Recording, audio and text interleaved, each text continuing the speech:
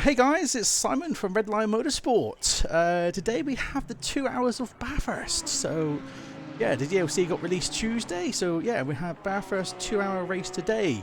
We have 50 cars on track today. So, it'll be myself, Simon, commentating. We have Ryan and Fabian here. So, hello, Ryan. Hey Simon, it's great to be here. Shame we couldn't have this track for our 6-hour race that we had last weekend, but we do have it here now, and we have quite a lot of drivers signed up for what's probably going to be a brilliant race here tonight.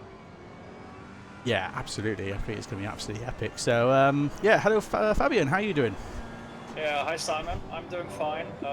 Looking very much forward to that race, as it was usually, or actually it was planned to do that race last week with our 6-hour event. But, well, Kunos decided that, well, okay, it was actually not Kunos' decision, I guess. They wanted to put it out earlier, but they put the update, or the DLC, out on Wednesday, which meant, on Tuesday, sorry, which meant that obviously our 6-hour race couldn't happen at Bathurst.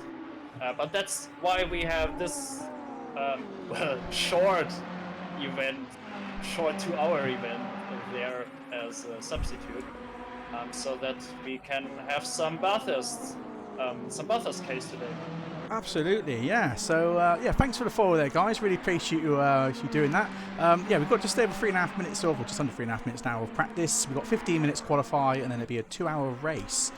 Yeah, but as we've just seen some carnage from some of the best drivers that are actually in ACC at the moment. So we just popped up to Mike Noble just shortly and just saw him spin, and we just saw another guy spin as well. So, yes, it could be very interesting. We know how challenging Bathurst is, and I mean, to see this track, in all its glory, laser scanned, it's going to be absolutely epic. So we have got the race time, in-game time set to start at 6 p.m. and then it should finish about 8 p.m. So we should have a nice sunset for the whole race. They should just finish just before it starts to go dark.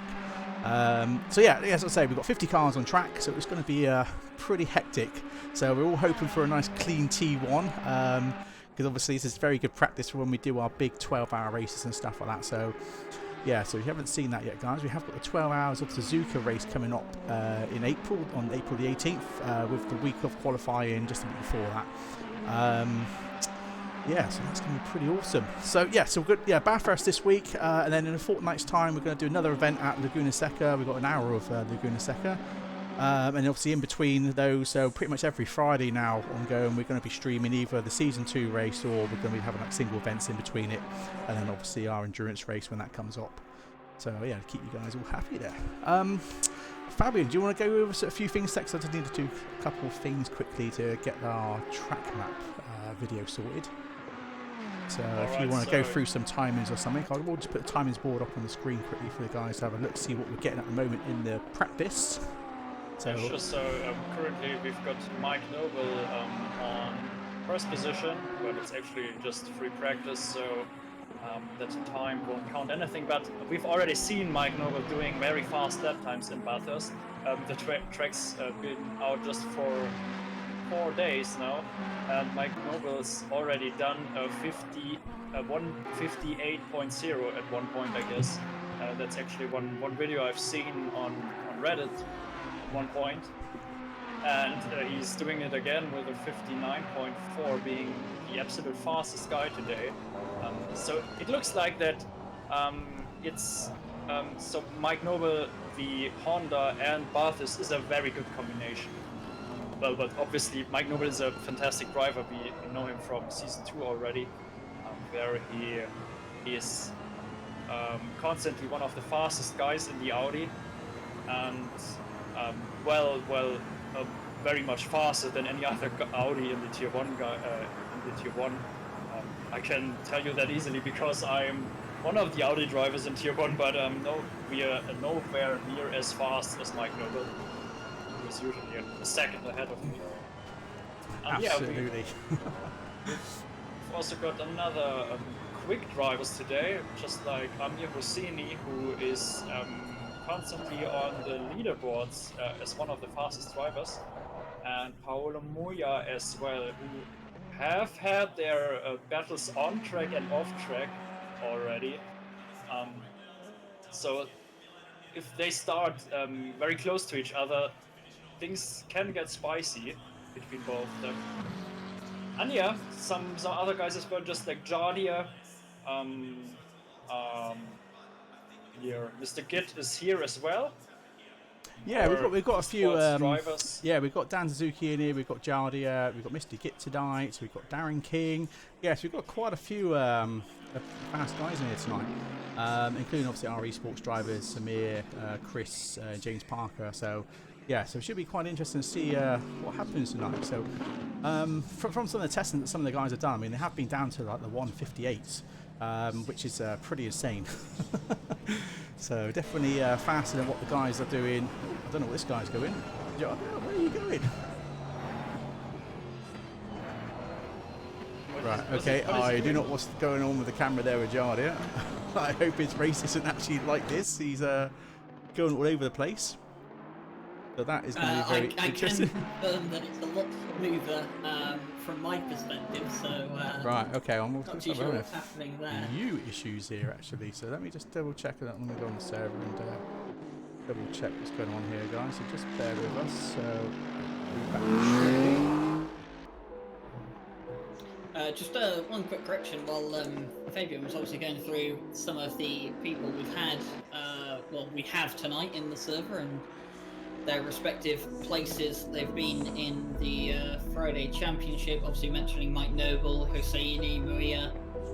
It's important not to forget the likes of Andre Frankie as well, as I think, Fabian, you were talking earlier about someone who hit the 158. So I think it was Andre Frankie that did the 158, not Mike Noble. Yeah, I'm pretty sure it was Andre Frankie. But that was actually achieved in the Honda NSX. So that is definitely a car to look out for as we get underway for qualifying now. Yeah, so anyway, yeah, so we're back in for qualifying now, guys. So I'm not sure what happened with the issue there, but hopefully it should be fixed now. Definitely nothing wrong on the server side, that's for sure.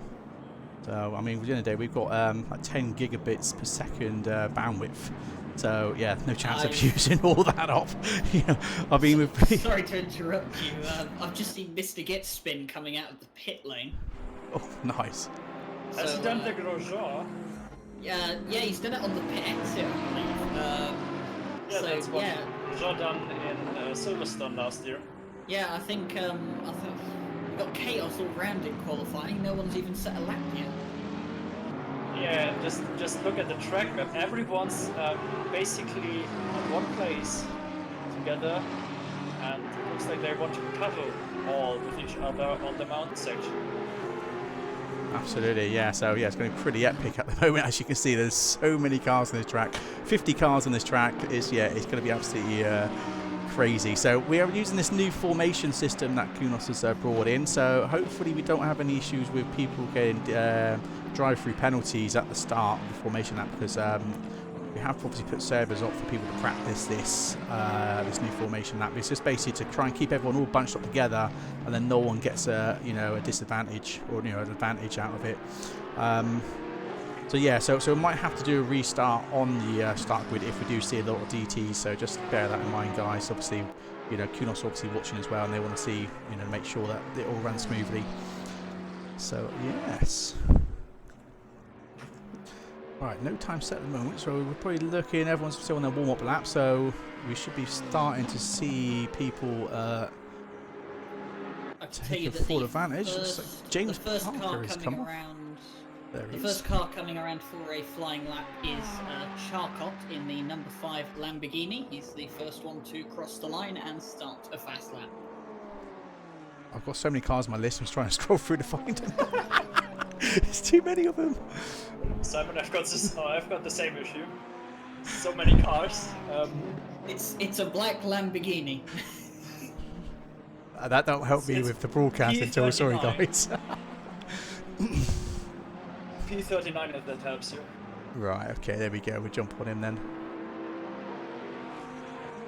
I think everyone backing up just to try and find some space. I mean, I don't think you're really going to get much space around here, even if you do try and back up for a fast lap, because you're just going to make more traffic for the people coming on later on. But nonetheless, the number 5 Lamborghini is on a fast lap. It's looking pretty good right now. Hasn't really been held up by anyone yet. Oh, that's pretty good to go now, though. So, yeah, hopefully we start to get some times pretty soon then. So we'll stay on board with this guy for a minute and see what sort of lap time he's going to get in for the for his qualifying. He's also using a car that I do not see regularly in our other events or in our regular season, which is quite surprising to me. There are basically no real Lamborghinis.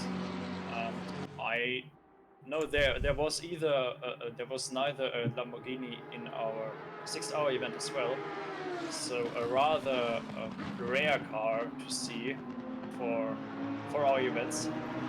Yeah, I think we had one Lamborghini join us at Zandvoort, didn't we, Simon?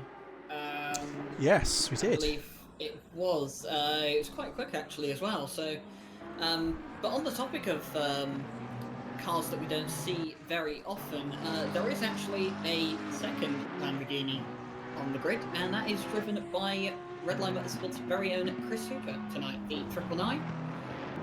Yes. So he drove that in the first season of the Friday Championship, I believe it was. He sure did, and he was very competitive for that car as well, so it'd be interesting to see how he gets on with the with the Lamborghini here as well. Yeah, but it wasn't the 2019 version, but the older version, the first version that we've got in the game. Absolutely. So Mike Noble's just set his the fastest lap so far of the race with a 2 minutes .177. Admir Hosini just managed to just pop into P2 then, but I say that as Patrick Selva's just taken P2 with a 2 minutes 1. Andre Frankie's now jumped into first place now, taking a 1:59. So they're all starting to get their laps in right now, as it looks like there's been a crash or something, or someone's span. We just jumped on that, Patrick Selva. So currently at the moment, we've got Andre Frankie P1, 1:59.7. Mike Noble just under 5/10 off of Andre Frankie's time. Patrick Selva again is about 1/10 or just under 1/10 off of Mike Noble for P2. But we're still early into the qualifying yet, so it should get quite interesting. Yeah, and if any of you viewers don't know about Bathurst, first of all, shame yourself, and second, this track is basically known as the Nordschleife of Australia. And if you don't know the Nordschleife, what are you doing here? Absolutely, yeah. Well, yeah, to sum it up, the Nordschleife is one of the most dangerous tracks on the world, with being also 20 and something kilometers long. Well, yes, the mountain section of Bathurst is very, very similar to the yeah, it's very tricky. Long, that's for sure.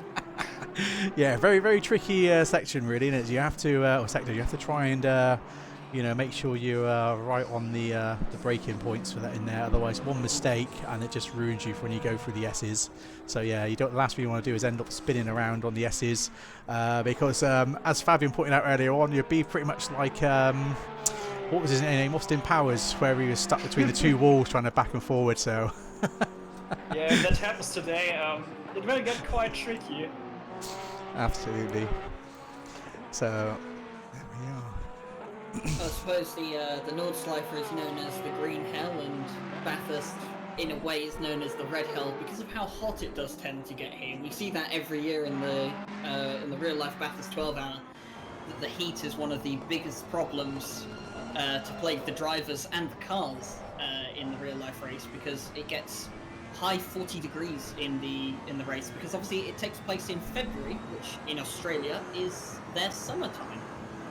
For the rest of the world, in the northern hemisphere, it's winter, but for Australia it is the summer. So the Bathurst 12 hour takes place at the hottest time of year for Australia, on one of the hardest tracks in the world as well. So you can't really get much more of a do or die combination, can you? Absolutely. So yeah, so just to remind you guys, obviously, what the in-game time will be. So it's going to be 6 p.m. The in-game time when the race starts. We've got set to 25 degrees, which ain't far off for Australia, hopefully for this time of year, especially that time of night as well. Yeah, and obviously just one times progression, so obviously for a 2-hour race, so they should finish about 8 p.m. in game. So that should give us a nice sunset for the race. So yeah, we're really looking forward to that, because yeah, Bathurst and some of the screenshots that people have been posting, you know, during the sunsets and stuff, does look pretty epic. So at the moment, Samir is struggling at the moment. He decided to jump in the Ferrari last minute for this race. So P19 at the moment. That's one of our esports drivers. Not sure why they all decided to jump into the Ferrari this time round, considering they was getting a lot faster times than the other cars as it practicing earlier this week. Well, I can tell you, as I've already tested some cars for another event that is coming up in Bathurst, that the Ferrari, especially in the safe setup, is very, very good around this track. Absolutely. I'm just going to stay on board with... Not the fastest, but it's yeah. very, very So Patrick Selva's just up by 3/10 as he's just gone up to P2, so he's just ahead from Mike Noble. We've got Admir in P4 at the moment, who is looking to be... We'll just jump on board with him and see what he's at the moment. Looking to be 7/10 up on his time right now, so this could be a case of him taking P1 if he does keep this up. Now 8/10 up on his time, so we'll stay with him, because as long as you don't get any traffic down there, which I see there's a couple of cars off the track, he should get pole. So we'll just stay with him and see what happens here. So 8/10.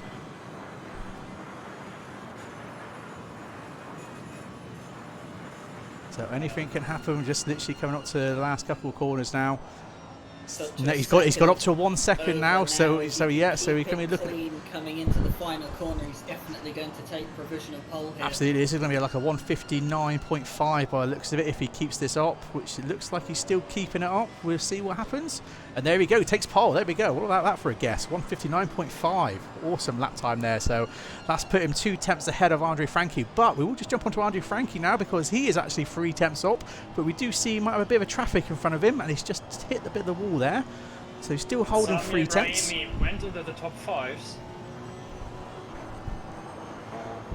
So yeah, Samir heads up on the top 5s at the moment, but we'll just stay with Andre Franchi because he's still 3 tenths up at the moment. So this could actually get in pole again, as we see that Amir, who's P1 at the moment, is in the pits. But again, this Ferrari in front could hold up Andre Franchi on this lap.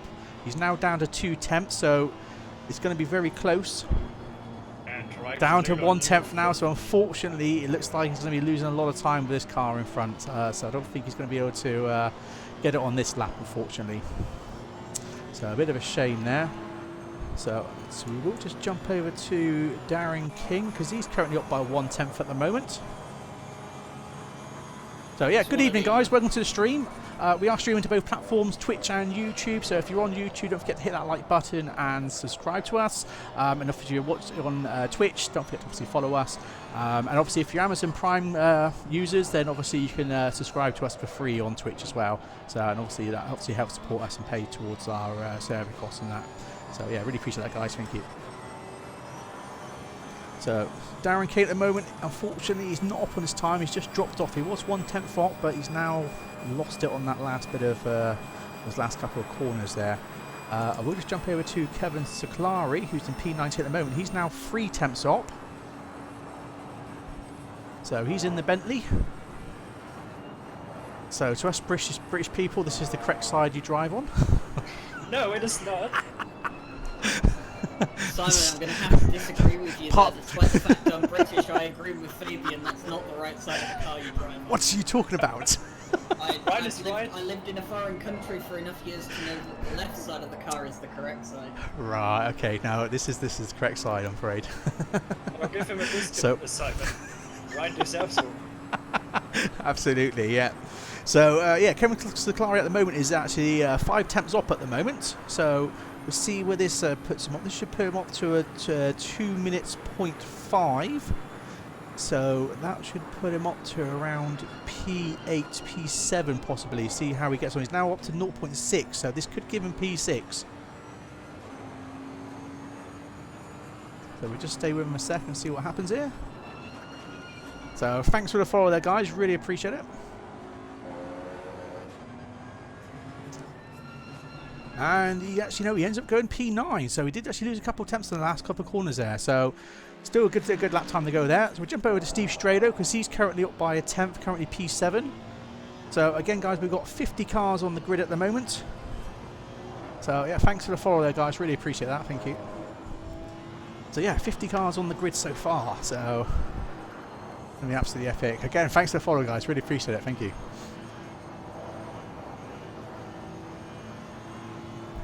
So Steve Strado looks like he's just lost that bit of time now. We'll just jump over to Jardia, who's currently P12. He is currently up by 1 tenth at the moment, so it could be enough to put him to P10. So we'll stay with him for a minute and see what happens. He's currently in the Aston. We have actually got, this is the V8. We have got a couple of people, one person I believe, in the V12 Aston. Do you know who that one is actually, Ryan? Who's in the V12? Off the top of my head, I remember the colour. It's kind of like a light brown colour. I cannot. It's the number 43. It is Takamaki. It's in the pit lane at the moment, but yes, he's in the V12 Aston Martin. What current position is he in at the moment? Sorry, just so we've got an idea. See 27.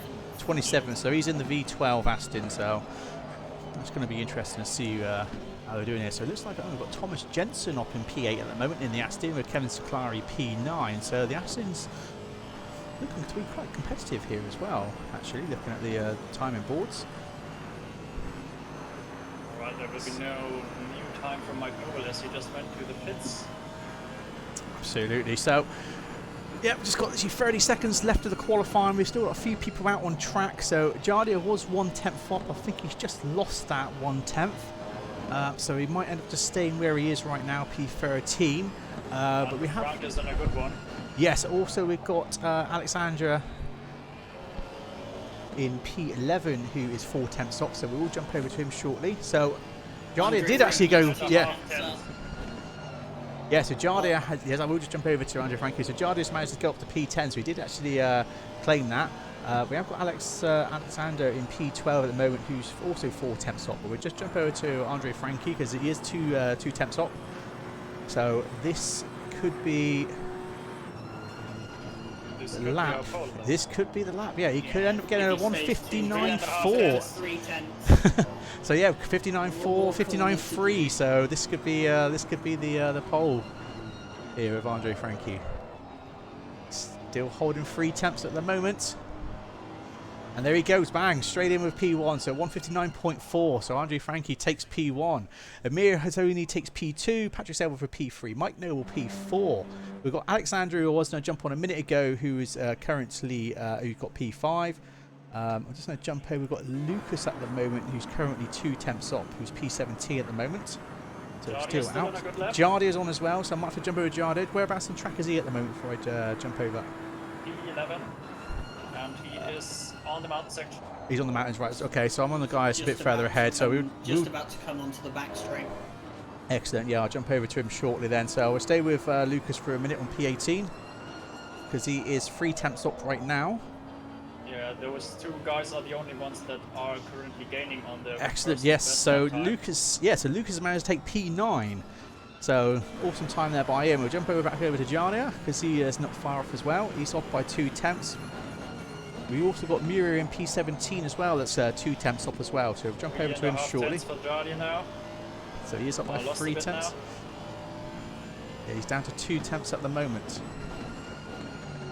So yeah, welcome to the stream, guys. Really appreciate you all being here to watch this race. Hopefully, we have a nice clean start to Bathurst with 50 cars on track. So yeah, Jardia ends up taking P7. So a great lap for him. So that looks like pretty much it for the moment. I don't think anyone else is really out there. We've got Dan Suzuki. So yeah, this guy is obviously one of the streamers as well. So do check his channel out, Dan Suzuki. He's currently P29 at the moment. But yeah, so our leader at the moment is Andre Frankie. So there we are. So what's happened to all the timings and stuff? It's switching. Oh, there we go. Excellent. Right, so what we'd do then is we'll just give you a quick track guide video, guys, so you got an understanding of Bathurst, and then we will be back shortly. So I'll leave you with Ryan and his Bathurst video. I say that, it doesn't work. Welcome to the Bathurst Mount Panorama Circuit. I'll tell you what, guys, when I try to fix this, I don't know what's going on here. Sydney and the Australian to be honest, today my PC nearly died on me because my water leak decided to leak, so I almost killed my PC, so I wasn't very impressed. And a lap record of 2:02. Absolutely. It's working on the stream, is it? Welcome. I can hear it on the stream. Yeah, I can't see it on screen now. That's strange. Okay, I don't know why that is. So I do apologise, guys. We've got 4 minutes while we're waiting. I was hoping to get this all fixed, but I don't know why we're having this issue right now. Well, who doesn't love an only audio guy from Ryan? Absolutely. So, does it work? No, we've got the sound of it, but we haven't got the video of it for some reason. I don't know why OBS is doing this to me.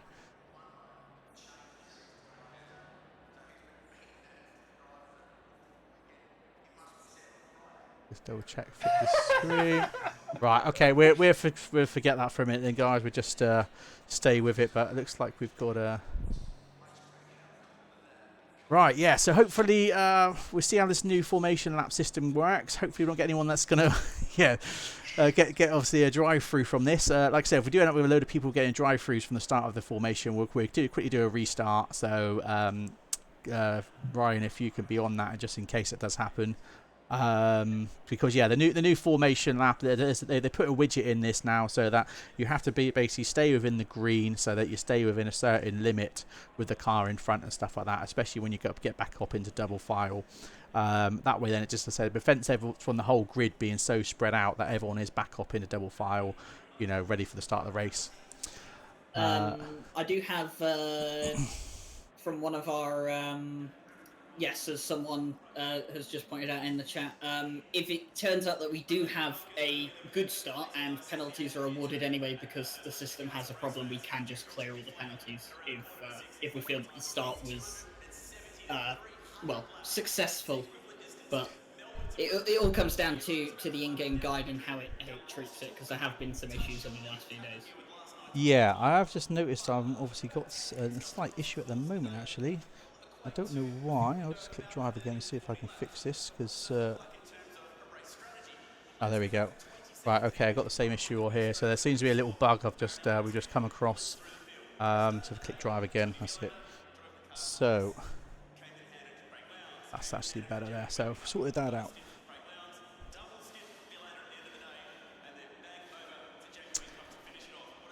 I'll tell you what to do, Ryan. If you want to just go through the grid order quickly while we've got a minute 45 left, I will just get the other camera ready and we will just bear with me. I'll get the other camera ready, just bear with me a second, and then...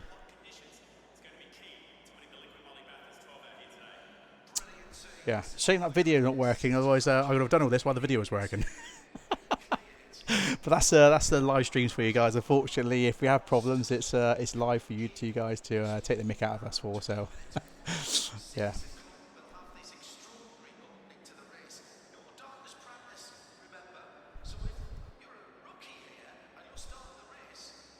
All right, still a minute Yeah. before the session starts, and we've got...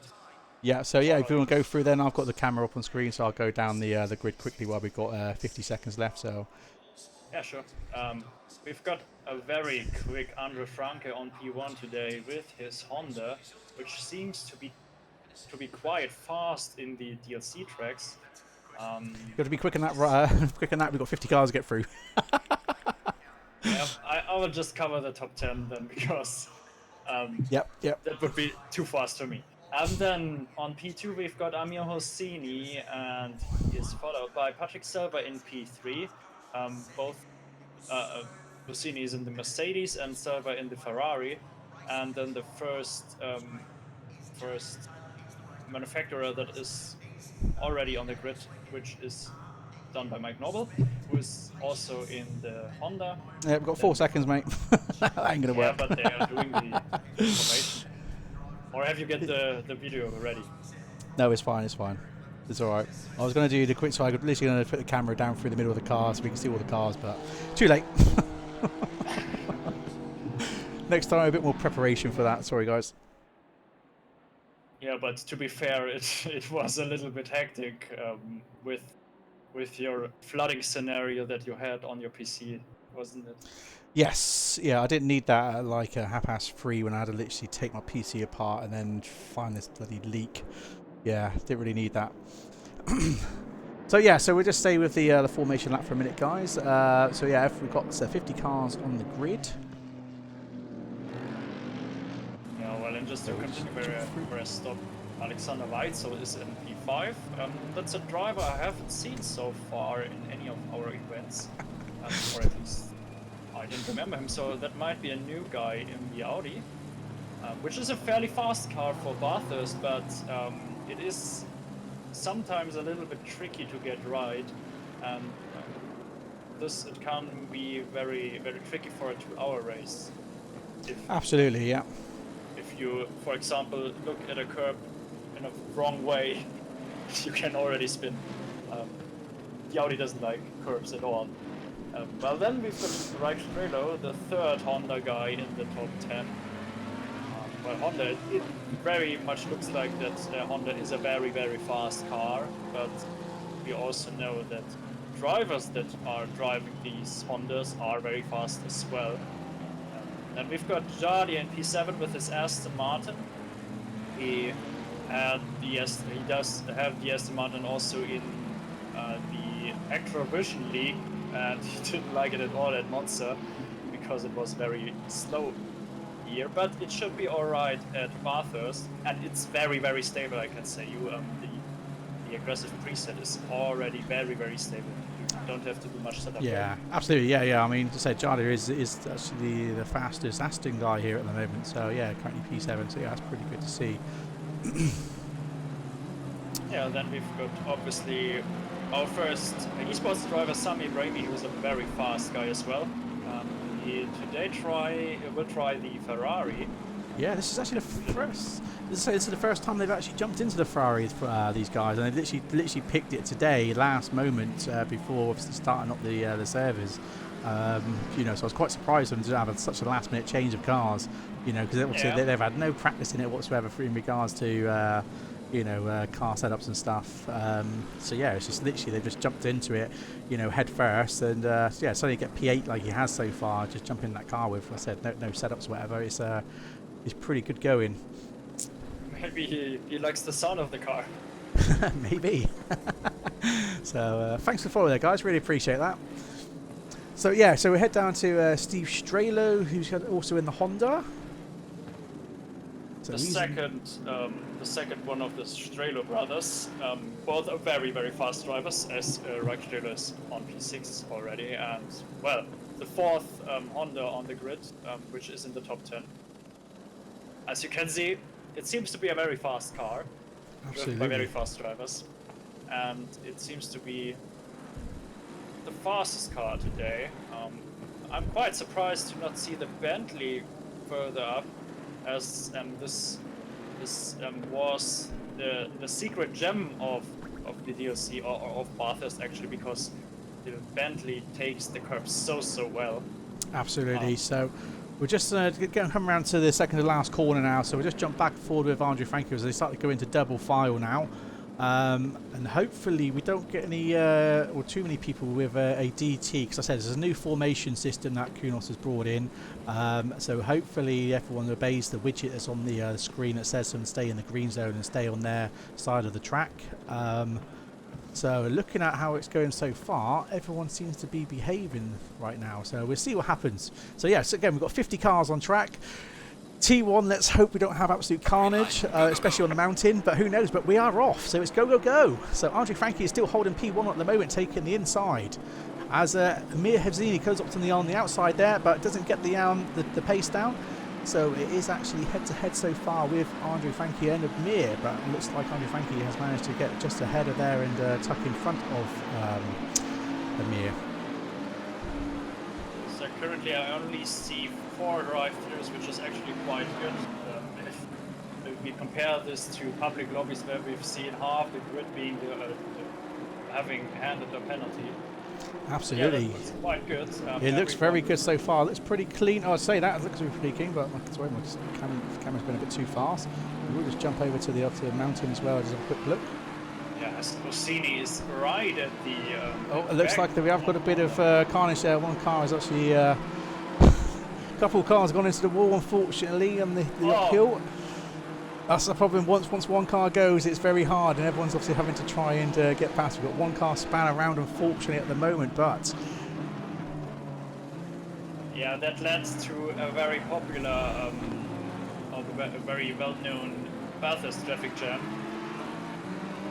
As this track, especially the mountain section, is so narrow that if one car is sideways, there is no way around it, basically.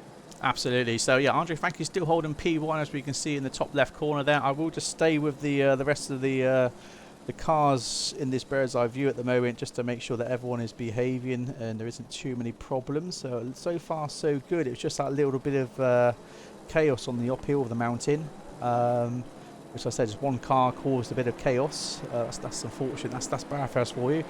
Yeah, one car's span around. That's it. It's not much you can do. But so far, so good. Looking pretty clean so far. We'll just jump down here and get another view here. Oh, excuse me with the speed of the camera there.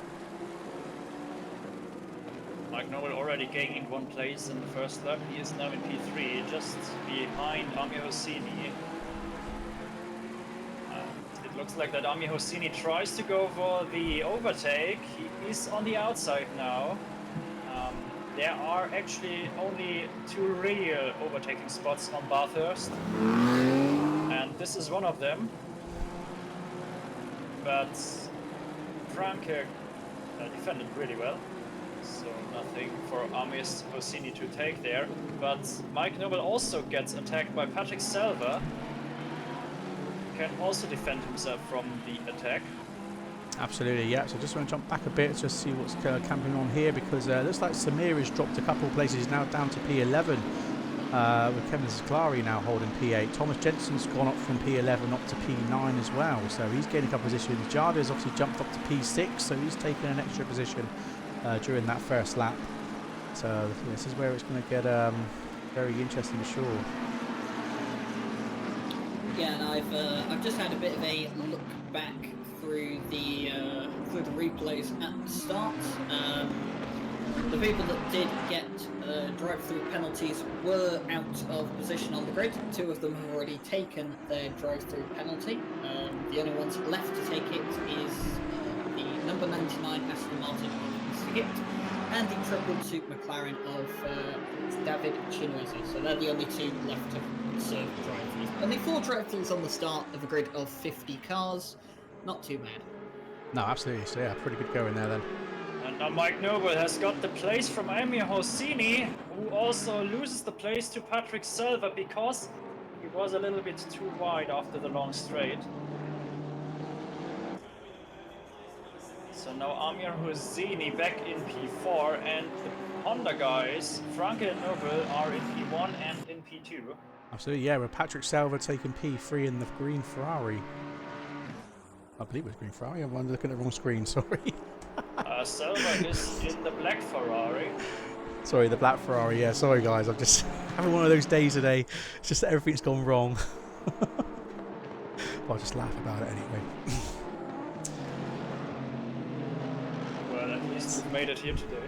Absolutely, yeah. I did finally manage to get the PC back up and running just before the stream, so I was absolutely stressing, pulling my hair out, but yeah, got there in the end. So yeah, to say, Jardi's jumped now up to P5, so he's managed to gain an extra position, so he's slowly getting up the pack there. Kevin Solari also up to P7, Thomas Jensen's taken P8, Samir has now managed to get himself up to P10.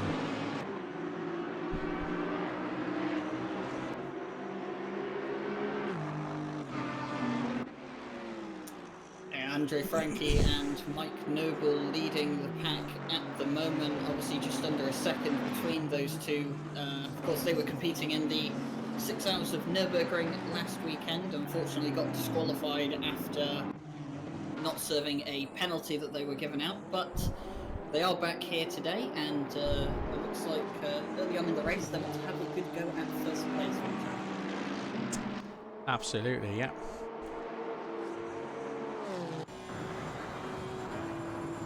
So there's Mike Noble. We'll take a bit of view of him for a second. We've got the back end of Andre Frankie there as well. So Andre Frankie is starting to pull away a little bit there. Just to give you guys a bit of different points of view there. So the back of Andre Frankie and the on board with Mike Noble. So currently it's their P1, P2 at the moment.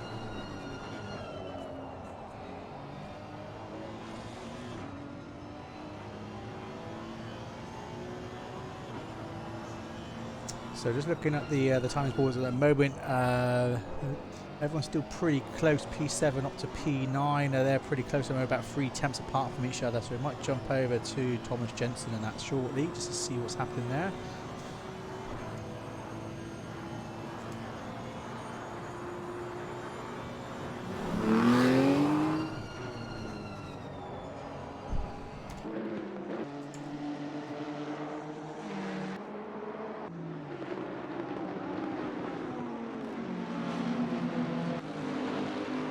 So we've got Thomas Jensen in the Bentley. He's also followed by Charcot there in Abraham Samidi, sorry, in P9 there, just not far behind him there. So the board is changing there. So yeah, Samir is actually now gone to P9. So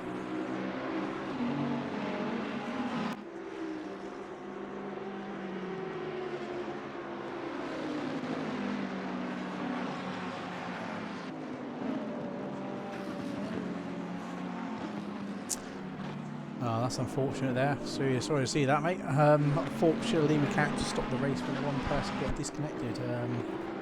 Obviously, we're down to about 49 cars now, by the looks of it.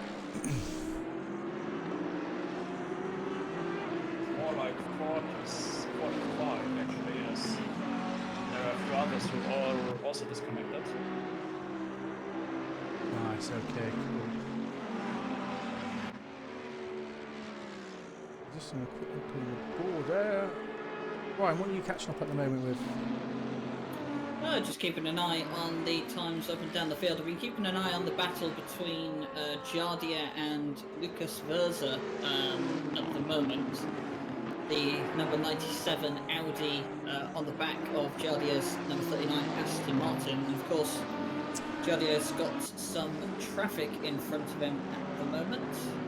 It's one of the Bentleys that we can have on the grid. Which Bentley is this? That would be Dan Sosowski, actually. Number 48 Bentley, down in 41st, just letting Jardia and Lucas Verza. So he was the one that didn't have a very good start to the start of Bathurst. So yeah, Dan Suzuki is his stream name there, so he'll be streaming on Twitch as well from this point of view. To be honest, Dan Suzuki, I mean, quite surprised there because normally he's really good, has really good pace. I mean, he's quite a quick guy. As we've seen in a couple of races, he's jumped in with us. He did race in our team car the other day as well, and did pretty well. But yeah, I think Jardia's quite happy he probably stuck with the Aston now, because he was telling me at the last minute, oh, I want to change cars. Unfortunately, because we had a slight issue with the entry list not working, we had to reload the original reset up. And obviously, unfortunately, Jardia couldn't swap his car at the last minute. So anyway, I'm sure he's happy where he is at the moment, currently P5. We'll just jump over to Sebastian, because it looks like he is having a bit of a battle with the Porsche behind.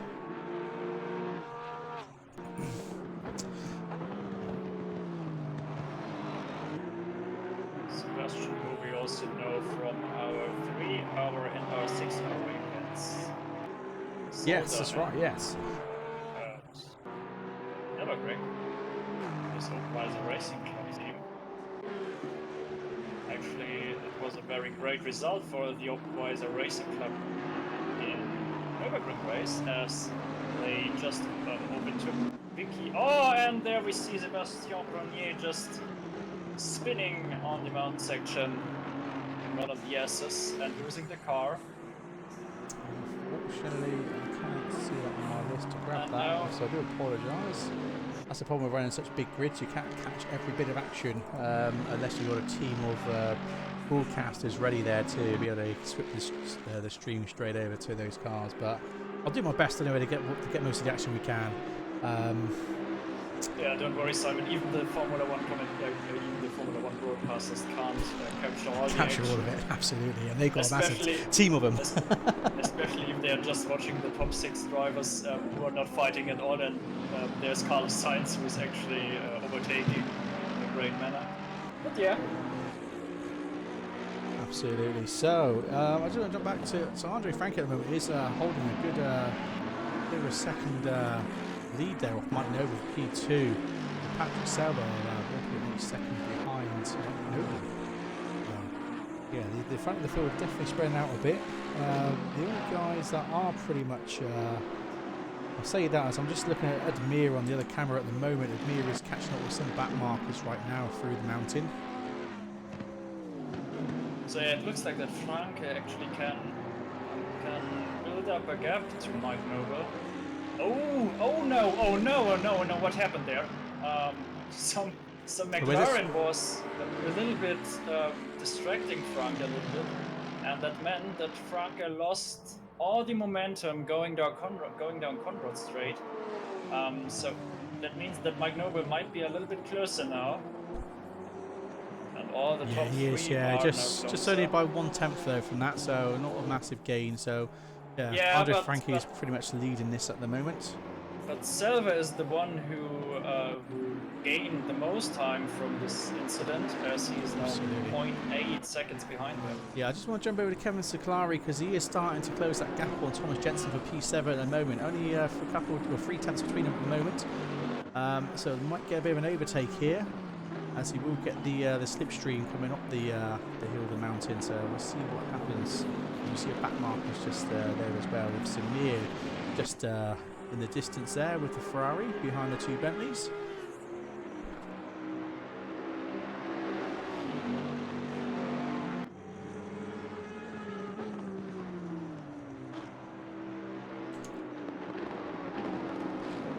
Oh no! Franke is having a spin! Oh. I don't want to jump over. He's now sideways and he can't really join the track again. Oh, he's the wrong way round. Yeah, so Frankie's the wrong way round. So I need to jump back over to Kevin Seclari at the moment, because there was a bit of almost an overtake between these two guys. And he's driving backwards now. That is a big shame to see how Frankie spin there, but yeah, it just goes to show just too much on the gas there on that part of the hill. It's very, very tricky at that corner there. You just need to be so smooth with your inputs just not to make that car rotate, because obviously you've got a nice incline at that point. So as we see, so one of the best drivers here, Andre Frankie, who's ended up having a mistake there and spinning around. Yeah, that just shows you why Bathurst is called the Nürburgring Nordschleife of Australia. One mistake on the mountain section and you basically can lose your rhythm, just like Andre Franke did there, as he is now in P6, P26, sorry. And wow, that's a massive drop from that. That's the thing, once you spin around, it's so hard to get yourself back around facing the right way again. So we're also on board with Kevin Seclari at the moment, as he is really closing that door on Thomas Jensen for P6 at the moment. So we've got the rear tail of Thomas Jensen in the top right with the onboard of Kevin Seclari. So these guys are really battling out at the moment. I am just looking down the rest of the grid, because we might have another battle going on shortly. There might be a battle between David Piano at the moment, P11, wherever he's gone. No, something's happened to him. He's down to P15, so I think he's just span as well. So we'll stay with these guys for the moment, see if we do get any chance of an overtake here, but I imagine there's absolute chaos going on top of the mountain right now if few people are pushing a bit too hard and making a few mistakes. Yeah, we saw Andre Franke obviously spinning and of course facing the wrong way. Obviously he is now going again. He's down in 26th at the moment, so that has really hurt his chances of good result tonight. Absolutely, and, yeah. It's handed Mike Noble the lead, which Mike Noble will be very grateful for. But absolutely, yeah. But is not over yet for Mike Noble. He knows he's still got a long way to go. He is, yeah. So there's no actual pit window here. That everyone's got one mandatory pit stop to take. So it's literally down to their maximum limit. If they want to save fuel and pit near the very end, they can. Yeah, it's entirely up to the drivers today. So yeah, one pit stop. I mean, they can literally just drag it out as long as they want to, and then at the last minute get their pit stop in. So it's going to be interesting to see what happens there with pit strategies and stuff. So yeah, still got an hour and 44 minutes left of the race, so still a long way to go at the moment. So it looks like Kevin Seclari has lost a bit of pace off of Thomas Jensen there, as they did come up to a back marker, as you saw. Now he's putting a lot later on the brakes, so he does seem to catch up here, but I don't think there's enough at the moment. Thomas Jensen's definitely not braking under pressure by Kevin Seclari. We know that Kevin Seclari is pretty fast, especially in the Porsche as well from our Season 2 championship. So, yeah, we'll see what happens here, what actually materialises between these two guys. I don't think nothing's going to happen right now, unfortunately. Yeah, he was actually the leader of this championship for quite a long time, but I think he lost the lead now after a very good result at Zandvoort, where he was involved in a one accident. Absolutely. So, is it Lucas behind there? It is Lucas, yeah. So Lucas is starting to close the door upon... No, it's not Lucas. Who is actually in the McLaren? I think we've got a back marker or something in between the McLaren and... I don't think that is him, is so it? that grey McLaren that you see is a back marker. Yeah, he's a back marker. Okay, I just realised that it was Lucas actually having a battle with Jardia, but unfortunately it wasn't. It was a back marker in between them. But, that but was Lucas is actually a actually big starting to wonderful. close up. He is actually closing up now on Jardia, so we might get an overtake here with Lucas in the Audi.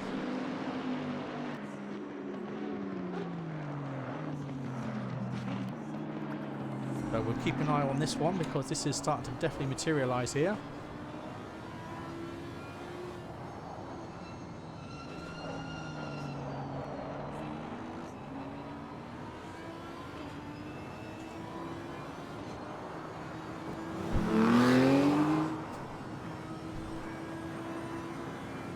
So we're on board with Lucas with Jardia just in front from the back end of Jardia in the bottom right there. So we might get an overtake.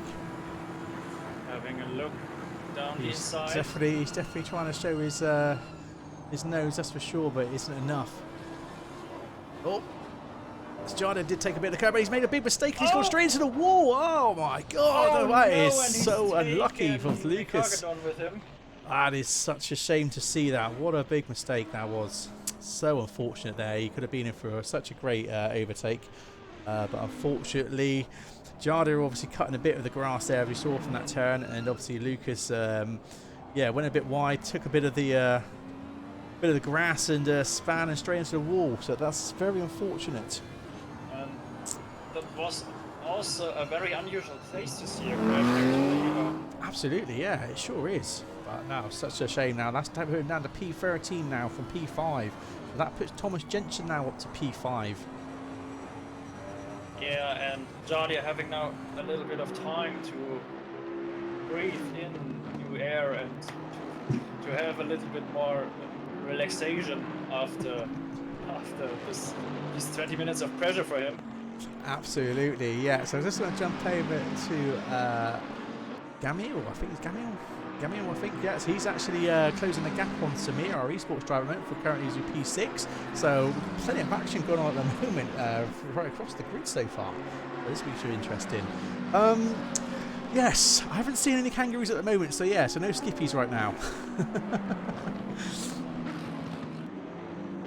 Yeah, hopefully Skippy will not be joining us on track today. As we can't really bring out the safety car for this kind of situation in ACC, but no, that's it. So I hope we'll hope Skippy stays away today.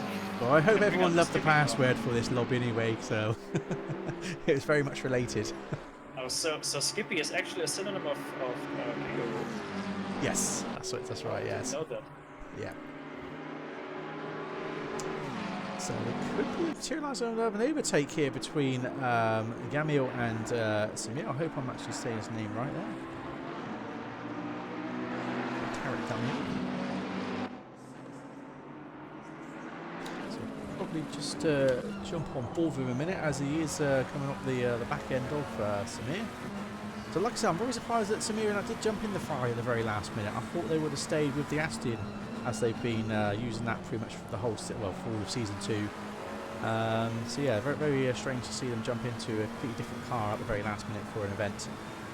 But nevertheless, he's still doing pretty well with P6 though, so you know, no complaints there. Because when he did start P8, I believe, and then he dropped back to about P12, and he got back up to P6. So yeah, he's not doing too bad. So just going to show it is about consistency here. Yeah, maybe he just wanted to try something new, as all of our esports drivers do not seem to be quite happy with the Aston this season. No, they sure don't. That's right. So, and actually, this would be quite a good opportunity for all the drivers to choose another car to try something out. As you're not restricted to your season cars. Try everything out, even a Jaguar, but I haven't seen a Jaguar so far. Yes, it's pretty crazy the speed they're carrying through the S's here. Absolutely insane. I mean, I've been playing this track in VR in the HP Reverb, and I tell you what, this is just absolutely phenomenal. I just wish I had. I'm waiting for obviously Nvidia and stuff to bring out some faster graphics cards. I mean, because even the 2080 Ti is struggling with the res of the HP Reverb in this game. So yeah, I can't wait to actually get the full settings going in this game for VR, because it does look pretty epic. I'm jealous myself. I want to try Bathurst in VR as well. But I can tell you, honestly, mate, yeah, it's definitely. I can't go back from VR, unfortunately. I don't like pancake mode anymore. That's what it's called to me. But anyway, go back to Tariq Gamil at the moment. He is close to that gap. He is right on the end of Samir, but we do know Samir is a very consistent driver, and he doesn't feel the pressure from the guys behind. So I can tell you, he is feeling the pressure. he might, well, you say that, but he's so conditioned to the pressure that it's not really phasing him, is it? Because like I say, he's not making any mistakes at the moment. He's keeping his cool. You know, he is actually starting to pull away a bit here, even though Tariq has got bit of slipstream. No, he's not really putting away. The gap between both of them has been very, very stable at about 0.2 seconds. Yeah, see that Samir, is he going to go for the inside? I don't think there's a bit of a crazy moment if he did. But he does back out of it, thank God for that, because that could have been a serious incident. So yeah, thanks for the follow there, guys. Really appreciate that. Again, we're obviously streaming to Twitch and YouTube tonight, so if you are on YouTube, don't forget to obviously like and subscribe, please. That is much appreciated. And obviously, if you're on Twitch, don't forget to obviously follow us. And also, if you're obviously Amazon Prime users, you can obviously subscribe to us on Twitch for free, and obviously that just helps pay towards our sales and stuff like that. So yeah, really appreciate that, guys. Thank you. Yeah, Samir having had a Code Brown moment a few seconds earlier. Absolutely. But he didn't lost the car, and he hasn't also lost the place, so all good for him. But it might be a bit of a mistake. Has he got enough? Has he got enough? That's the thing. He is right on the arse end. Doesn't seem to be too good for him, and the McLaren is now right on his tail. But it just seems like he's got enough, has he? He's really on the slipstream there, but it's just, is it going to be enough to get the inside line here? I don't think he's got enough nose in. Has he got enough nose in? He has got enough nose in. He has. It looks like he does actually take it. He does take it. There he goes. He does get the pass there. So that's very unfortunate for Samir. Maybe he should have just tried to defend that a bit more. But there we go. So Tariq ends up taking P6 off of Samir. So some great racing there in the McLaren. It actually looked a little bit like Samir went off the throttle a little bit earlier to let him by. And yes, he went off the throttle in the right-hand to not cause an incident. So. I just want to jump back actually, because it looks like now. Oh, where we go? Back to that one there. We have the Lambo now catching up with Samir as well. So maybe the Ferrari wasn't the right pick for them. You know, like I said, it was very strange for them to pick at the last moment here to get the Ferrari.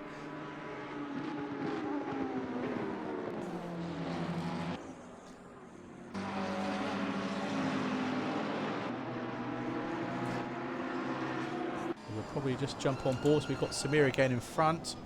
I think we're just going to go back to the other dual cameras again for a moment, guys. I think we might have some more action here. Unfortunately for Samir, we might end up losing another position, but that's the way it is, unfortunately. Yeah, just as someone is pointing out in the chat, clever racing raced with his head, and I think that this is the case because he didn't force anything. He just let the McLaren by, just see what he will be doing now. Maybe he will kill himself on the mountain, which could be a possibility. And just as I say it, he's went wide in the mountain section. He has, so yeah. Samir is now back on his tail. Maybe that's his strategy today, to keep his head cool, just wait for the others to make the mistakes. Absolutely, yes. It looks like we've got a bit of a freeway battle almost going on here. So Samir is closing the gap on the McLaren just in front, as we can see through the windscreen here of Jakub here. So yes, it could be a pretty interesting battle right here, right now, trying to get P6.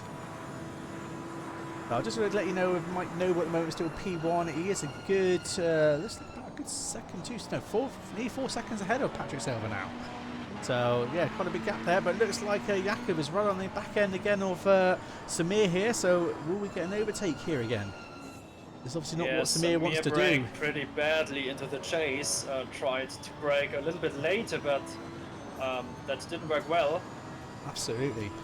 So yeah, some great racing going on at the moment. So really quite impressed actually how well T1 went really with 50 cars, well even lap 1, sorry, with 50 cars on the track.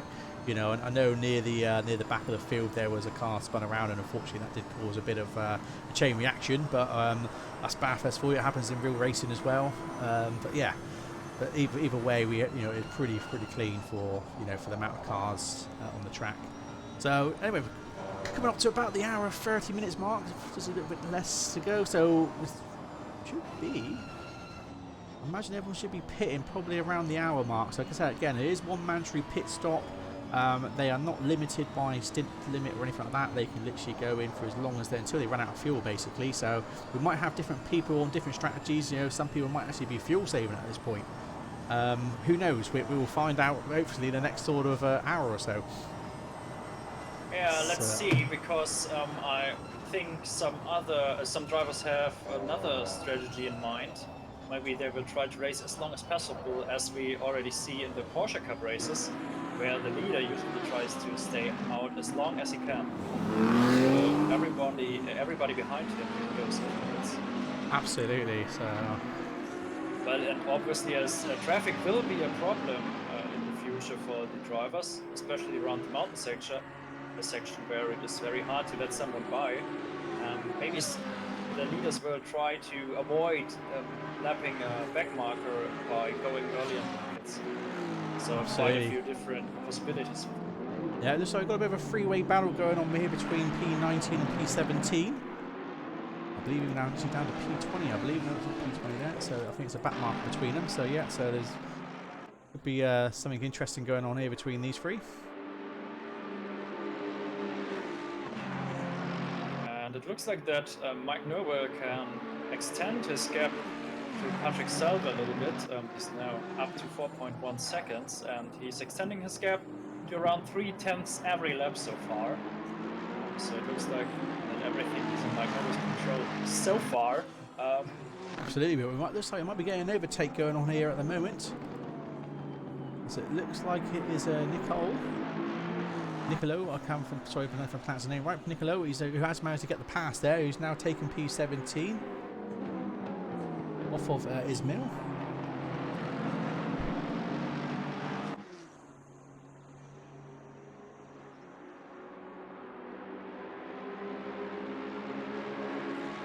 Watching the back of Samir Brahimi, he's got Charcot in the number 5 Lamborghini close to the back of him now. I will jump over shortly. I'm just staying with. He's going to have a bit more to worry about than he had with the McLaren just a few minutes ago. Yeah, this is interesting. I just want to stay with these guys at the moment because these guys are so close together right now. There's this group of 3 or 4 cars at the moment. Might get a pass here, but I'll tell you what. Yeah, it looks like the gap with Samir at the moment has opened back up to 5/10 so far, so not enough for me to jump back over yet. Yeah, no worries, we will shout at you if we see an overtake. Absolutely, yeah, just let me know who it is and I'll jump straight over to it if you guys are watching. Yeah, but it definitely looks like that Tarek Amir now, after he has very securely overtaken Samir, can now extend his gap. It's now up to 1.7 seconds. So it looks like that Samir maybe has to try to find his rhythm again, and now that I say it, it looks like that he's come a bit closer in the last corner. We'll just jump back over to Samir Ibrahimi a second to see what's going on there, but as we can see, Jakub in the Lambo is still a good half a second off of Samir. Yeah, I say this as they have come up to about 3/10 now, so we might just jump with Jakub again and just see if anything actually happens.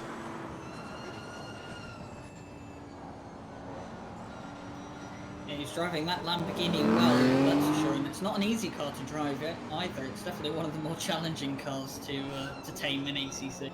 Absolutely. So yeah, thanks for the follow there, guys. Really appreciate that. So yeah, do keep them coming.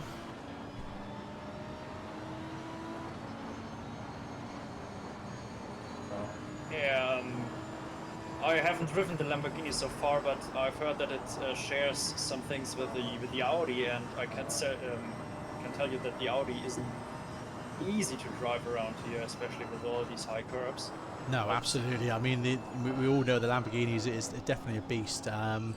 We definitely need to really work on the setup on this car to tame it, that's for sure. And also, I've heard quite a lot that this is an even more aggressive version of the Audi, so even harder than the Audi, I guess. that's one point why I think it's very surprising to see it there, but it looks very, very competitive today, with it being in P8 and Chris Hürke being in P15 now, in the Lamborghini as well. I think he started somewhere around P24 or something like that. So he already managed to overtake some guys in front of him. And he was having a look at a move potentially coming down into the final corner, but nowhere near close enough to do it. But looking behind him, he's actually got Kevin Siclari behind him in the number 7 Bentley as well. Yes, Kevin Siclari is starting to close Siclari, one of our regulars as well. Absolutely, yeah. It's definitely great to see that a lot of people are picking the Bentley for this track. So unfortunately, I don't think we've seen got any Bentleys in season 2, have we? Or in tier 1. Tops. Not in the top split, we don't. No, we have some right. further down, but not in the top split. There we go. So, yeah, so let you guys know, Monday will be the Porsche Cup Championship. So I believe Fabian and Ryan will be commentating and streaming that one. And then Friday we've got season 2. Where are we? Season 2 this Friday. Spa 2.4. Oh no, sorry, it's not Friday actually. Yeah, so we actually be streaming on Saturday for the 2.4 hours of Spa because obviously Friday's Valentine's Day, so unfortunately we have to keep the missus happy. So yeah, so instead of Friday we'll be back on Saturday, Saturday the 15th. With season 2, that'll be Spa 2.4 hours race, so that's going to be pretty great to watch. So yeah, we've got 5 tiers running in season 2. All with about 26 drivers in each tier, so yeah, pretty epic stuff. So hopefully we get. Oh, Samir I just saw that he did. Yeah, he almost lost the back end then, and looks like Jakob is going to get the overtake done, and he does. So now that's put Samir down to P8, unfortunately. So that's such a shame to see that. And Samir should have some damage now. That was quite a hard hit. Oh, that is such a shame. Yeah. So now he's obviously now got the pressure of Kevin Siclari in the Bentley behind, starting to come up. So see what happens here. Is yeah, it looks like Samir is really struggling now. That's such a shame. It looks like Kevin Siclari is also going to go for the overtake, and Kevin Siclari has taken the overtake there. So unfortunate for Samir, he's lost 2 positions from that. So and Tariq Amil is going into the pits now. Yes, that's interesting. For his regular pit stop. Yeah, that's very interesting to take an early one. Actually. Maybe 1 hour and 25 left on the clock. So, well, a couple of people have gone into the pits. We've got a few of those have been for damage, it it has to be said. It has to be, yeah. So that is interesting. So yes, like I said, these guys have no pit window with this mandatory pit stop. They can pit whenever they want to, as long as they do 1 pit stop. So this is where the strategies are really going to get changed. It's very interesting to see that people pit so early on. It looks like he's going to actually go and race for the last 85 minutes or so. Just jump over to Admir for a minute. But yeah, thanks for the follow there, guys. Really appreciate you following and subscribing there on YouTube. So thank you very much. And of course, now that Samir Ibrahimi is behind both the Lamborghini and the Bentley, it is now Kevin Siclari's turn to hunt down the Lamborghini, the number 5 Lamborghini, because we know that the Bentley has pace around here. Definitely one of the faster cars, especially in a straight line. Absolutely, going up and down the mountain. So Kevin Siclari is going to be looking to stay with the Lamborghini. Samir Ibrahimi hasn't dropped off entirely from the back of Kevin Siclari, though. He is still with him. Yeah, nice. So we've got Steve, Mr. Git. So he's racing in today's race with us. So he isn't doing too bad. We just see the Audi's just gone absolutely wide there. So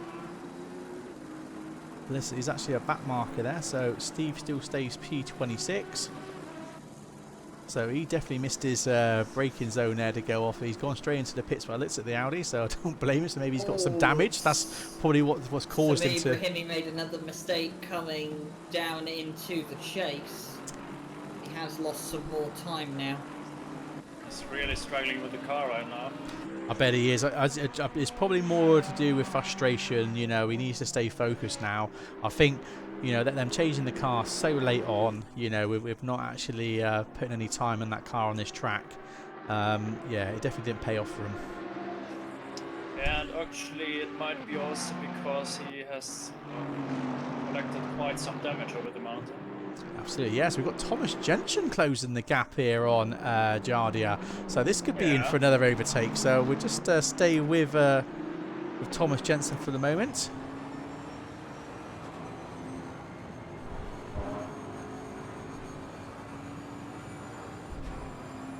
Quite a few battered and bruised cars out there at the moment. I'm not surprised. Flicking up and down the hill.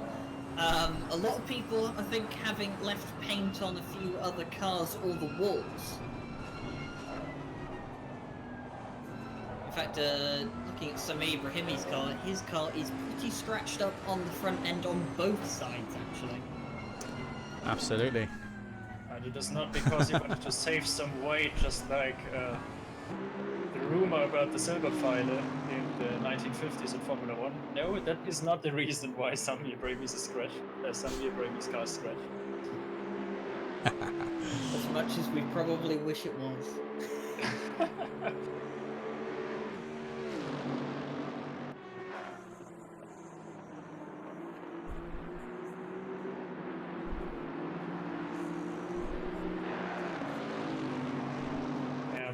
Just one moment of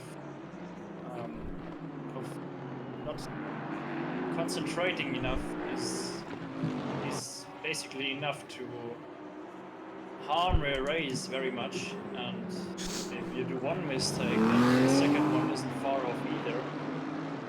Especially if you collected some damage. So that is quite tricky around this track. Absolutely, yeah. All the other tricky tracks like Nordschleife, for example. Absolutely. So I just set up a static camera there, guys, at the one of the most fastest corners in out of all the tracks, I believe, that they say this is. So yeah, at the almost top speed there as they come up to this to the corner after the main straight.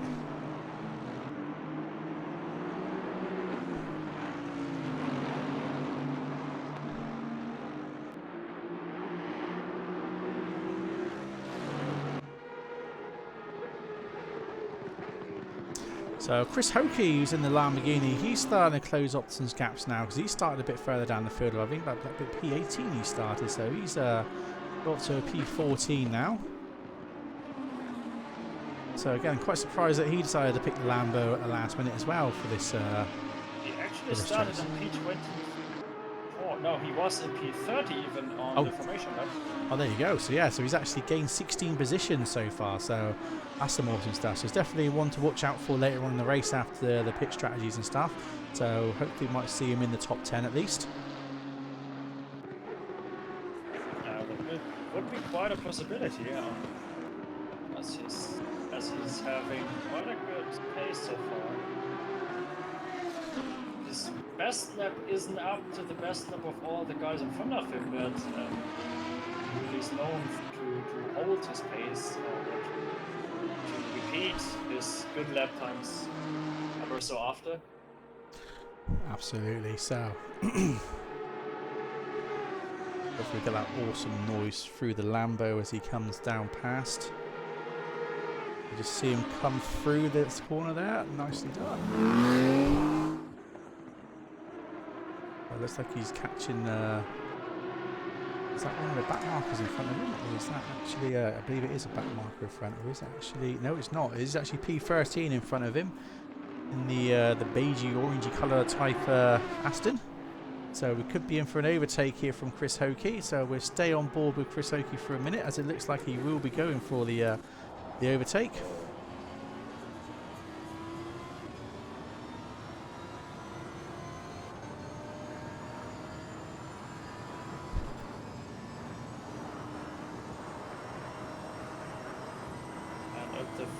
Everything seems to be quite stable so far. We've still got Mike Noble in front of Patrick Selva, around 5.8 seconds, and that gap is increasing lap after lap.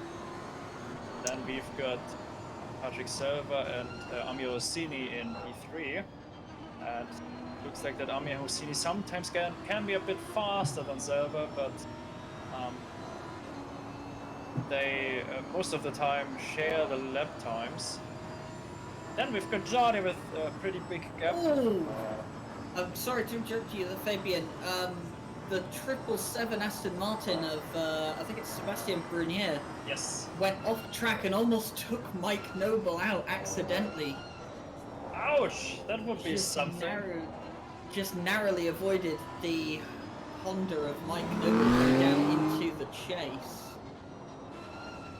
Absolutely there. So, yeah, we'll stay on board with these guys at the moment with Chris Hokie at the moment. We'll jump over shortly to see what's going on there. I think that was already the second time that we've mentioned Sebastian Brunet having done a mistake. But luckily he didn't take out the leader this time.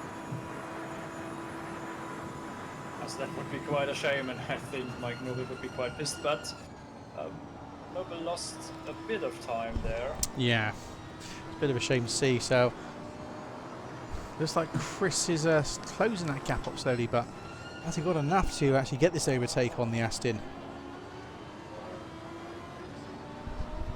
And of course, remember that is the V12 Aston that he is chasing down, not the V8. Yes. So, with it being the V12 Aston, it does have a bit more grunt going up the hill, like it did in the 2000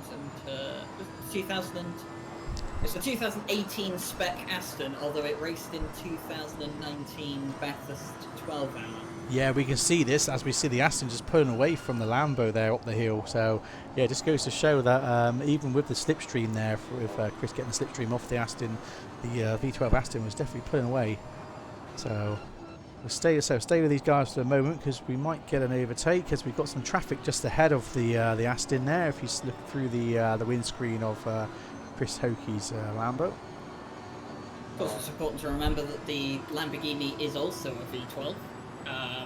Yes, yeah. I think Lamborghini has its engine located in the rear of the car, so it's rear engine compared to the Aston Martin, which is obviously front engine. So, two very different implementations of the V12 engine on display. Absolutely, yeah. So thanks for the follow there, guys. Really appreciate that. So, oh, hello, Luke. How you doing? Yeah, server's holding up absolutely fine, mate. So we've got about 150 connections to our server. So, yeah, no issues there. So, the only person that looks like has got a bit of a ping issue is B-Neck on P11 at the moment. So we'll see. We'll probably jump over to see how he's doing at the moment because he's definitely showing red there on the tower. So that's his ping if you see that just after the names. Yeah, it's very interesting. But it doesn't look like Chris has got the pace here on the V12 Aston. I say this as he's definitely a bit better on the brakes, but it just looks like he just hasn't got enough right now. I said earlier on, it looked like he wasn't going to get the overtake, but yeah, it just seems the Aston's decided to just put his foot down a bit more and pull away.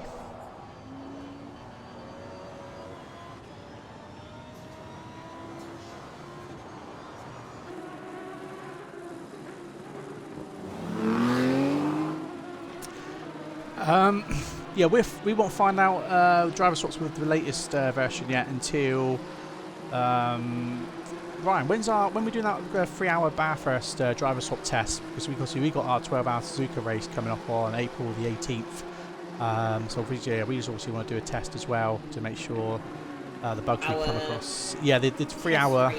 Yeah, the test one. Yeah, it's Sunday the 8th of March. Right. Okay. Yeah. So we won't know until then, unfortunately. Yeah, we just got a few single events just to get the new tracks out there. So yeah, so it won't be until March when we actually test that. So unfortunately, we don't know, but hoping it's going to be definitely better than we had in the 6-hour race. Although we did have a pretty good 6-hour race, that's for sure, with the older build.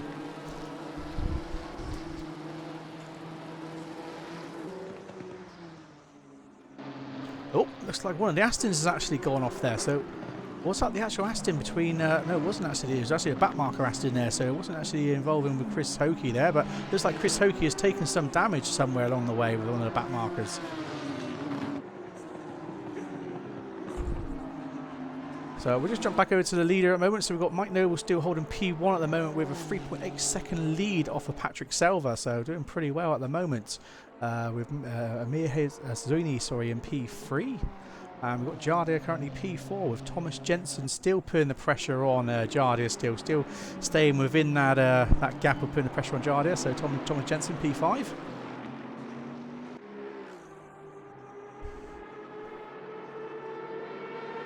it looks like that Samuel Rutz is coming closer and closer to Maxim Yefanov in front of him. He's now under a second behind him. Absolutely. So it seems that James Parker's gone into the pits. He's popped in quite early as well. He's been in there for a long time, Has actually. he actually? Okay. Yeah, So I has he think got it's, some damage? I think it's damage related, to be honest, I think, for James Parker. That's such a shame. So unfortunately our esports drivers are taking a bit of a hit today, unfortunately. So it's only Samir that currently, with our esports drivers, currently up in P8 at the moment. But he's not doing too well with the Ferrari either. I mean, he's lost a few positions because he decided to change the car at the very last moment and say, oh, I'm going to take the Ferrari today.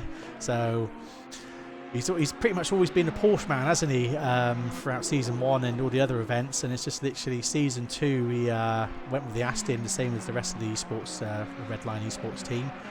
So yeah, it's quite surprising to see him just do a last minute change of cars and not take the Aston today. So yeah, not enough time for him to actually get any setups done for his car, but still at the moment he's doing pretty well, holding P8. So we'll see how his pit strategy goes a bit later on. So as I say, there's no time limit on the pits, on any pit window. It's just literally they race as much as they can. If they're going to fuel save, they'll fuel save and then hopefully maybe pit at the last moment. Who knows? So we've had some people pitting at the half an hour mark. And obviously we have probably a lot of people probably pitting around the sort of halfway mark at the hour mark there, so we'll see how that goes.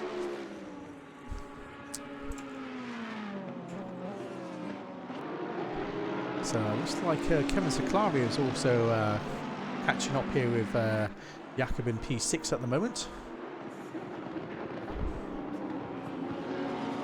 It looks like get a pass from that as well.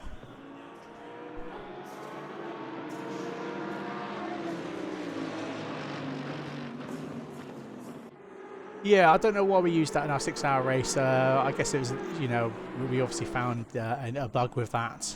So obviously if people did decide to use the stints later on, stint limits later on, then at least, that bug's going to be fixed now. So, that's one good thing we found. But yeah, no, definitely not. I mean, for our 12-hour race, it's definitely going to be like this. Just leave it open, set a certain amount of pits they've got to do, and then leave it down to pure strategy then to whether they decide to save fuel and, try and save not having to pit one extra time during that 12-hour race. That's the main key. Raimi and Samuel Rutz are now in the pits. So it's Sammy Rats and Samir's going into the pits at the moment, so they've pitted quite early as well. Definitely interested on the strategy there. So Andrew Frankie's doing well now. He's getting himself back up to P11 after that incident. He was holding P1 earlier on, but he span around just where we are now on the camera. Ended up having to try and reverse up the hill and get his car back around facing the right way, but he's managed to get himself back up to P11 so far, so he's doing pretty well at the moment.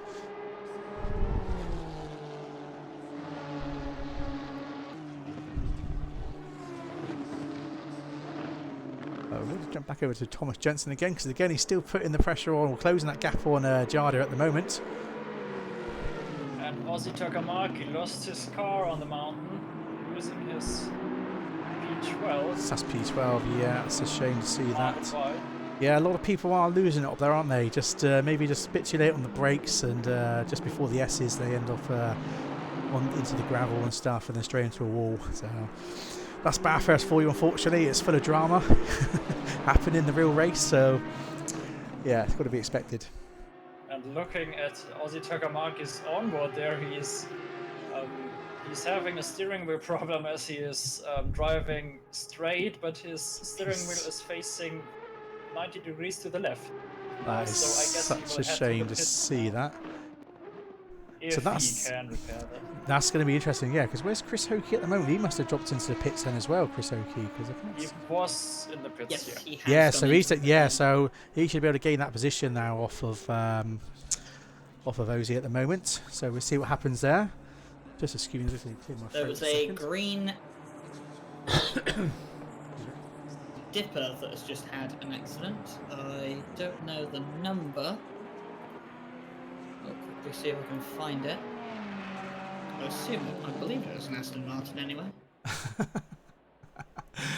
Well, I don't think he's killed anyone yet at the moment, is he, Amir Hazini?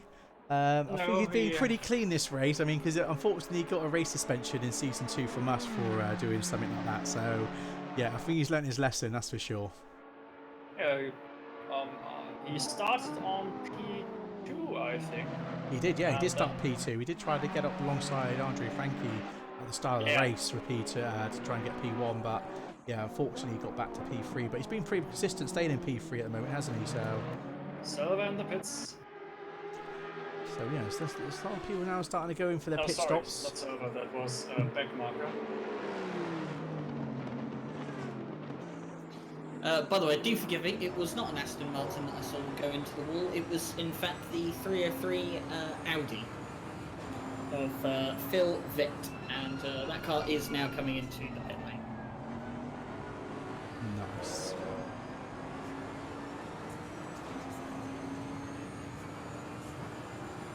I wonder what the pit strategy of Thomas Janssen and Jadia will look like, because they have been together for almost 10 laps now. Absolutely, yeah. Thomas can't overtake Jadia. He is now very close to him, but I guess that he can't overtake him. This is, as yeah, it looks it's like that Aston's a bit fast on the straights, even with the slipstream.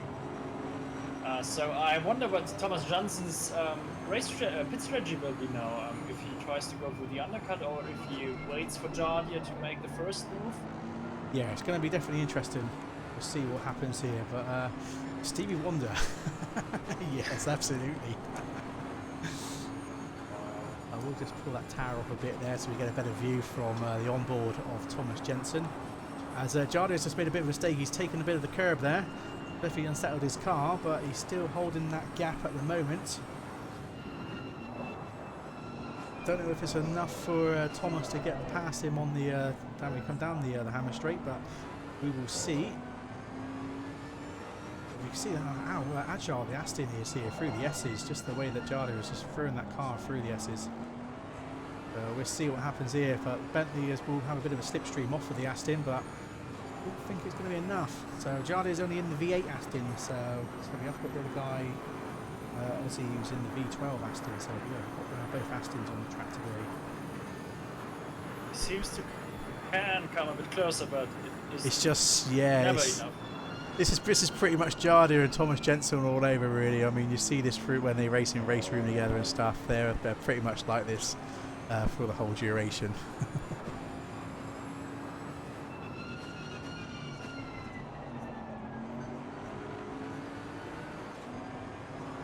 Well, Jadia can't really afford to make too many more mistakes like that, though, especially if the mistake ends up being on the straight up or down the hill, because we know that Bentley in a straight line definitely has the pace over the Aston Martin. Absolutely, yeah.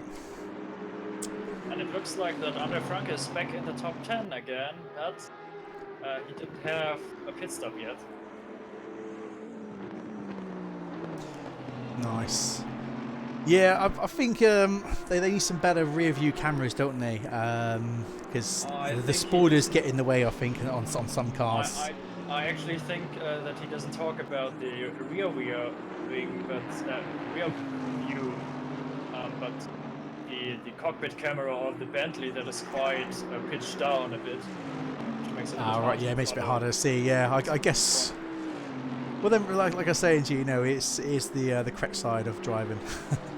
No, it's on the. That's the reason. You ain't going to win this conversation, guys. I'm sorry, but Simon, you can it's a British car, mate. It's just. You can count on two hands how many countries on this earth drive on the left-hand side. Simon, we'll outnumber you, Simon. It's fine. There are more than 200 other countries, I guarantee, that are driving on the right-hand side. So you will say that these are all wrong. Absolutely. Well, we'll see.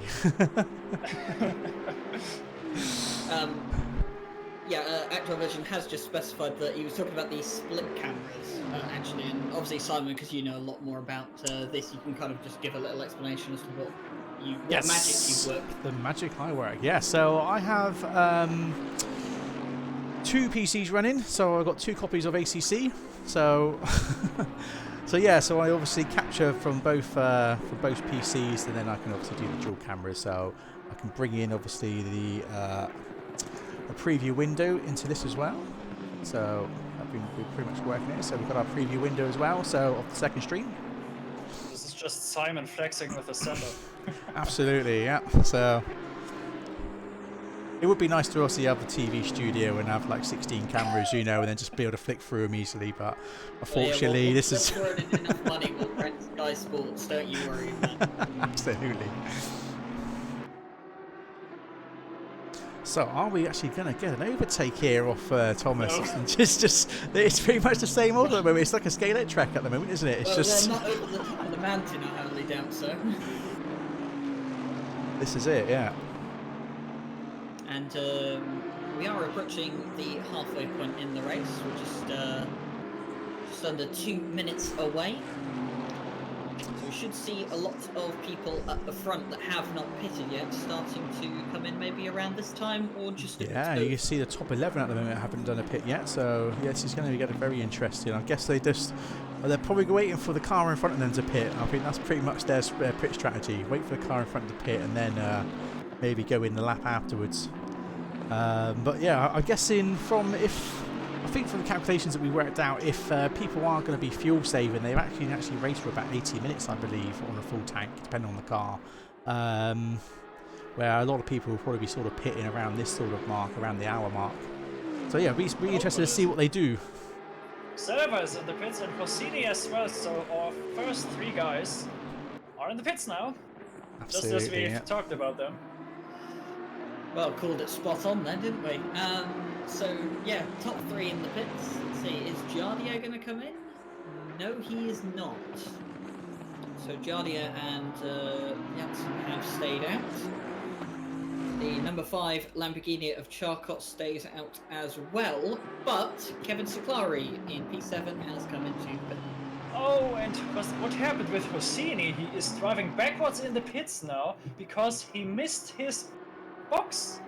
Apparently. Oh, nice. He hasn't, has he? He's driving backwards now. He's in the pits. So I think something happened. Oh. He is now disqualified or has a stop and go penalty, 30 seconds. Oh no, that's not good, is it? Because So I think he was driving backwards and that activated the penalty. What did he do there? Did he miss his pits? I don't know. It's this, yeah. I guess he's obviously got the penalty for obviously reversing down the pit lane, which obviously is definitely a big no-no. I'm surprised he didn't get a disqualified for that. So interesting. I will quickly look at that. So he's coming into the pits. He's driving on. He's not coming in. I think he missed his spot, and thus he's rear. He's going backwards. Yeah. I think he just missed it. Yeah, I agree that we do definitely need some information on tyres and stuff. I mean, from our understanding, if we do a quick drive-through cam at the start, especially if it's like a wet track or something, and you'll be able to see the difference with the tyres. If they're pretty much just plain black, then we know they're driving wets. If they've got Pirelli on the side of them, then they're dry tyres. So, yeah, definitely would be nice to have that extra bit of information. But yeah, we'll see how that goes. Hopefully the devs are watching and hopefully they take note. And Rossini has just left the session, I think, because of the frustration of getting that penalty and driving and forgetting his pit box.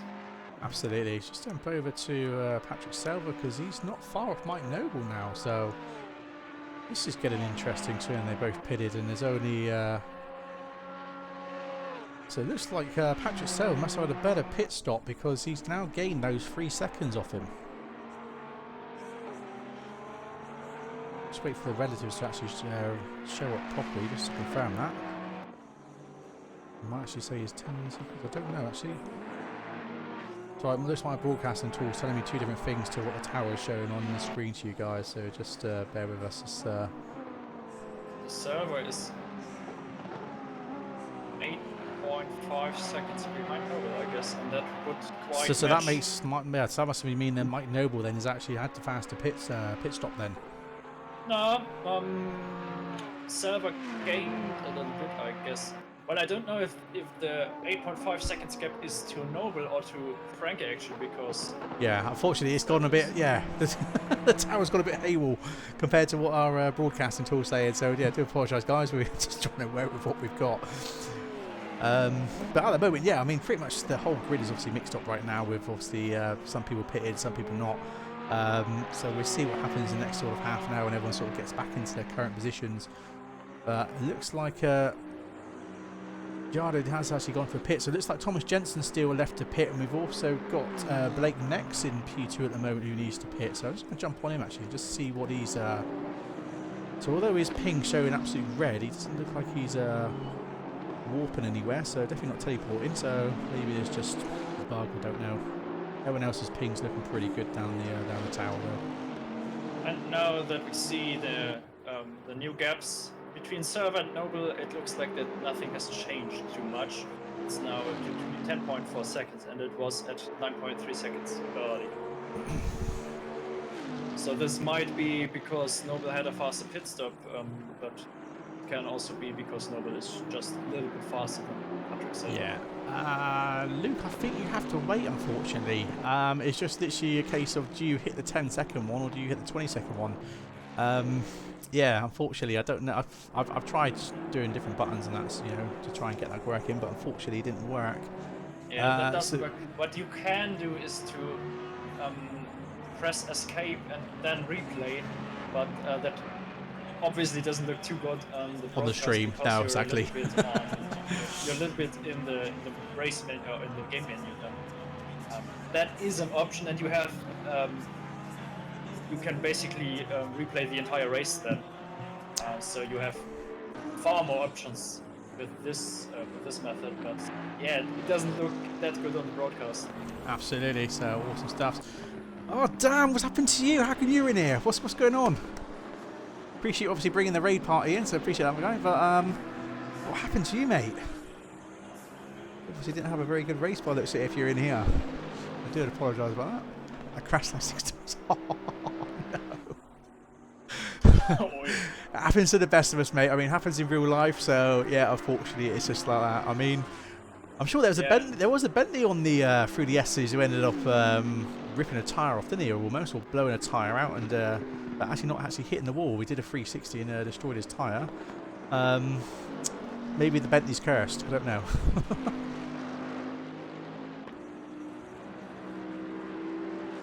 Doesn't look too cursed, as we see a Bentley currently on P3 with Thomas Jensen, who seems to have jumped. He Jardia. Wow, where did he come from? So Jardia must have had a pretty bad pit stop then, because that's put Jardia down to P7 now, and considering Jardia was P5, and obviously Thomas has had a better pit strategy, and he's taken P3. So yeah, that's a great result for Thomas there.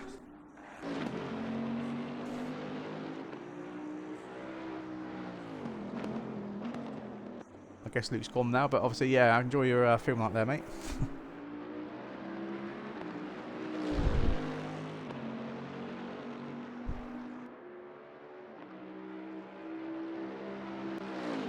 So, yeah, Mike Noble still holding the race at the moment. Hopefully we'll start to get a bit of a sunset now. Because I did actually plan this race to have a sunset. Yeah, sorry, what were you saying, Ryan? Fabian? No worries. It looks like that Jardia's pit stop took a little bit longer than the expected 30 seconds that it would take if you changed the tires. It looks like that it took around 45 seconds for him actually. So wow, so that's yeah, quite a big. Maybe he pitted for damage also. Or either that, or I mean, I don't think I said it to have to change tyres either. I think it might just be a splash and dash, so that could be something else as well. If people are going to last for 2 hours on a set of tyres, so that'd be interesting. Yeah, I will have a look. Oh, he had a bit of damage. Someone's just said in chat he's had a bit of damage there. So thanks for the information there. So yeah, so that's a shame to see that. So that has, like I said, lost Jardia a few positions, but like I said, Thomas Jensen's put himself up to P3 from that. So that's awesome stuff. So yeah, thanks for the follow there, guys. Really appreciate it. I said we are streaming to both YouTube and Twitch. So if you are on YouTube, don't forget to hit that like button and subscribe. And obviously, guys, if you're on Twitch, don't forget to obviously follow us. And obviously, again, if you're obviously Amazon Prime users, you can obviously subscribe to us for free. So we'd much appreciated. Thank you. Yeah, So, just watching here now, we've got Tarek Gamil and Mr. Jakub Charkot with the McLaren and the Lamborghini having a good go at each other. Charkot just about half a second behind Gamil at the moment over the mountain. yeah, so he could be closing that gap up nicely to take P4. So, and I've had a look at Thomas Jansen's pit stop because he was very, very quick, and being now in P3, he gained a lot for sure in the pits. He just had a regular pit stop, 30 seconds, taking new tires, I guess, didn't have any damage, so just a very regular pit stop for him. Absolutely, yeah. So thanks for following, guys. Really appreciate that. So we're on board here with Jakub at the moment, at the top left, and the bottom right is obviously the rear view of Tarek in front. So we might get an overtake here. We'll see what happens. As at the moment, these guys are pretty close at the moment. We have got Samuel Ratz in P16 at the moment. There might be an overtake between those guys. If someone could go and check that out quickly, Ryan or Fabian, just let me know if there is something happening there. I might jump over. Otherwise, we'll stay on board with these guys for the minute. Sorry, who should I check? Samuel Ratz. Oh, I can do that. Yeah, thank you, to see if anything's occurring there. And also, there might be something going on in P20 as well. But yeah. It's going to be interesting to see now if Charcot, if that V12 in the Lamborghini, does it have the pace to get past the McLaren going up the hill? It's definitely got the straight line speed over the McLaren. He's going to go to the outside. Has he got enough though? I don't know if he's got. No, he's had to back away, hasn't he? Yeah, unfortunately. So he's backed off there. I don't blame him really, coming up to the. Going around the outside. So difficult to do. And Absolutely. the battle between Samuel Ratz and Federico Civilotti is over as Civilotti crashed the wall. Oh, that's such a shame. Shame we didn't get a chance to jump over to watch that, but we'll stay on board with these guys as we've got some epic racing going on at the moment with these two. So thanks for following there, guys. Really appreciate it. You can come in. Thank you.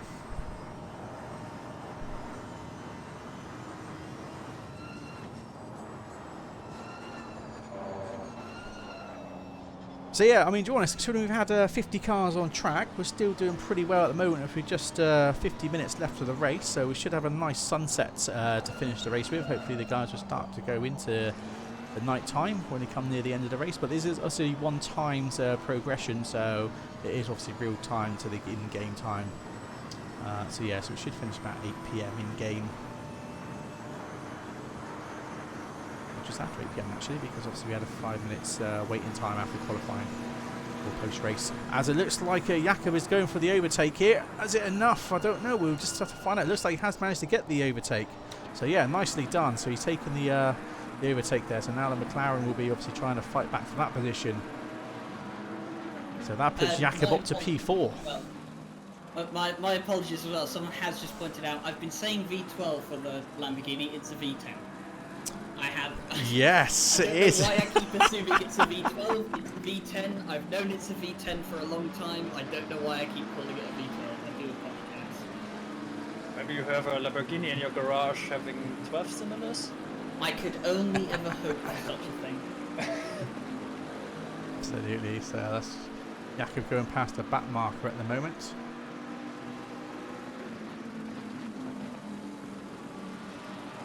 Andre Franke, who had some issues after he spun around on the mountain section, is now back again in the top 10s, and now he is rightfully so because all the others around him have done a pit stop. So Absolutely. He's now legit in P9, and he is 1 second behind Yefanov in the Audi. Nice. So we seem to get a better onboard view here in the McLaren 720S. So compared to the Bentley, even though the Bentley is the right side of drive. No one's obviously bite into that then. No, we're not going to fall for that easily. There we go. Okay. Maybe for another day. But yeah, we so don't associate ourselves with people that drive a car on the wrong side. Ryan, can I just ask you what car is yours at the moment? Is yours a right-hand drive? Joke's on you because I don't have a car. Oh, there we go. Don't you listen, Simon? I said that he has a V12 Lamborghini in his garage. Yeah, Maybe one. absolutely. Simon, Yeah. Ryan just doesn't want to make it public because, well, obviously, all the haters just. I've got to keep my identity secret, of course. Absolutely. So we just jump over to Patrick Silver, who's currently P2 at the moment. Hopefully try and wait for a relative to come up. Let's see just roughly. So it looks like it's 14.4 seconds behind Mike Noble. So Mike Noble in P1 is absolutely storming ahead. Saying that, where is Andre Frankie 2 at the moment? Because he was up to P11 at one point. P9 and he just. So he is, yeah, so he's actually P9, so he's actually getting a couple positions as well. So considering he was the leader at the moment, so I'll just jump over to Andre Frankie so we know who we're talking about. Sorry, P8 actually. He just overtook Yefanov. So he's wait for the camera to catch up. Around Yes, so 10 he's in seconds behind Jardio. Nice, so he's actually done pretty well. Considering he was holding P1 for the start of the race, and unfortunately as we come up to this section here, this is where he actually made a mistake and span his car around all by himself. Just at this point here, this corner here. This one here, yeah, just that's where he span around unfortunately, so he had to try and reverse up the hill and get himself back around. But yeah, he's done pretty well because he dropped down to about P24, wasn't it, at some point? Maybe even a bit more. Even. 26, so there we go. So he dropped down to 26 and he now got himself back up to P8. So it just goes to show the pace he's got in this car. So after that small mistake. But definitely not enough to obviously catch Mike Noble now, unfortunately. But he's definitely got himself in the top 10. Never say never. Maybe Mike Noble does the same thing that Franke did. Do you know what? Every time we say something, we usually jinx the drivers. Maybe we shouldn't say anything as a commentator. Maybe we should just have a quiet stream today. Absolutely. I've only got one Porsche in here. I don't know. Ryan. There were a few more. They're not here anymore. They suffered. They suffered badly, did they? They didn't make it, it seems, unfortunately. Well, I guess that's Bathurst for you. It does definitely take victims. Actually, that kind of does speak back a bit to the real life 12 hour, because the Porsches didn't do too great in the real life 12 hour, did they, this year? No, that's it. Year. So just looking at this at the moment, looks like Jardo is starting to close the gap up on Kevin Seclari and hopefully try and get the positions back, because I said Jardo earlier on was P5. He had obviously a bit of damage and had a longer pit window because he obviously was battling with him and Thomas Jensen earlier on for P5. So yeah, so hopefully he's going to try and get himself back up there again. So we'll stay with him a moment because we definitely know the Aston's doing pretty well here. So again, Jardo was one of those who was messaging me earlier on just before the race saying, "Oh, can I change my car? Can I change my car?" And unfortunately, because we used the old entry list that we had set up previously, unfortunately he wasn't unlocked to select any car he wanted, so we had to stick with the Aston that he actually signed up with. But I guess he's actually pleased he stuck with it because he's doing pretty well so far. There's been a lot of hate for that car from quite a few people this season, it seems. Yes, absolutely. Events and the Friday Championship alike. I'm not too sure the V8 Aston sits well with a lot of people, but nonetheless, there have been quite a few of them in and around the championships. It was the most popular car chosen across all 5 splits in the Friday Championship. Absolutely, yeah. So we'll take the split screen for a minute. Hopefully we might get some action here, as it looks like Kevin Seclari has got a better exit down the Hammer Straight.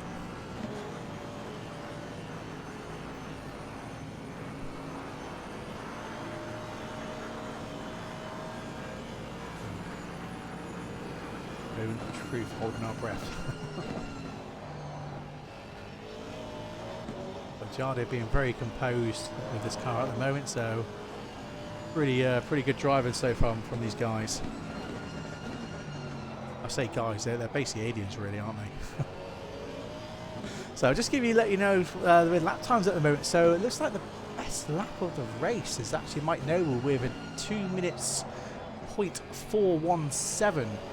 And I believe the second fastest lap that I see on my board is Andre Frankie, yeah, with a 2 minutes .798. So about just under 4 tenths off the fastest lap between Mike Noble and Andre Frankie, who's currently P8. So yeah, some great times there. As we see from Jardo at the moment, his best lap times are 2:01.4, so he's almost 1 second slower, or just over 1 second slower than Mike Noble's best time. And as I say that, Mike Noble actually got his last lap time was a 2:01.3, so he was actually 1/10 faster over Jardia's fastest lap.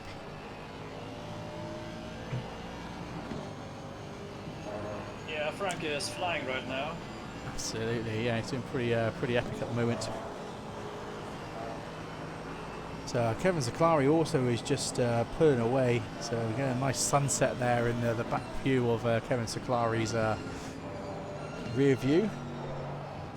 So really showing off ACC's graphics here. Obviously I don't think it comes through the stream as quite as crisp as what I see it on my screens, unfortunately, but that's streaming for you. But yeah, at the moment, I mean, it was one point Jardia was up right on the Kevin Zacklari's back end, but now it looks like Kevin Zacklari has just gained a bit more pace and is starting to pull away. So I might just jump over to have a look and see what else is going on over the grid.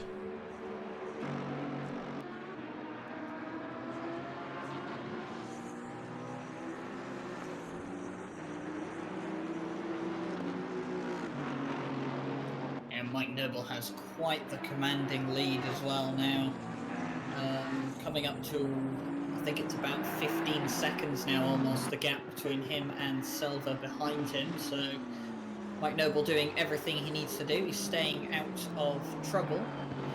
And it is just about 15 seconds. So yeah, Mike Noble controlling the race at the moment, as he has done for, well, almost the last hour, I suppose. Yeah, he sure has, that's right. So Yeah, pretty epic to see. Doesn't look like that he wants to go slow either. Going a little bit more safe, as he just did a 2 minutes 9.948 as a last step, which would be one of the fastest steps in the race so far. So it looks like that he just doesn't want to go safe either. Absolutely. I think there was just a slight mistake with B-Neck on the entry list. I don't think he's actually an AM driver.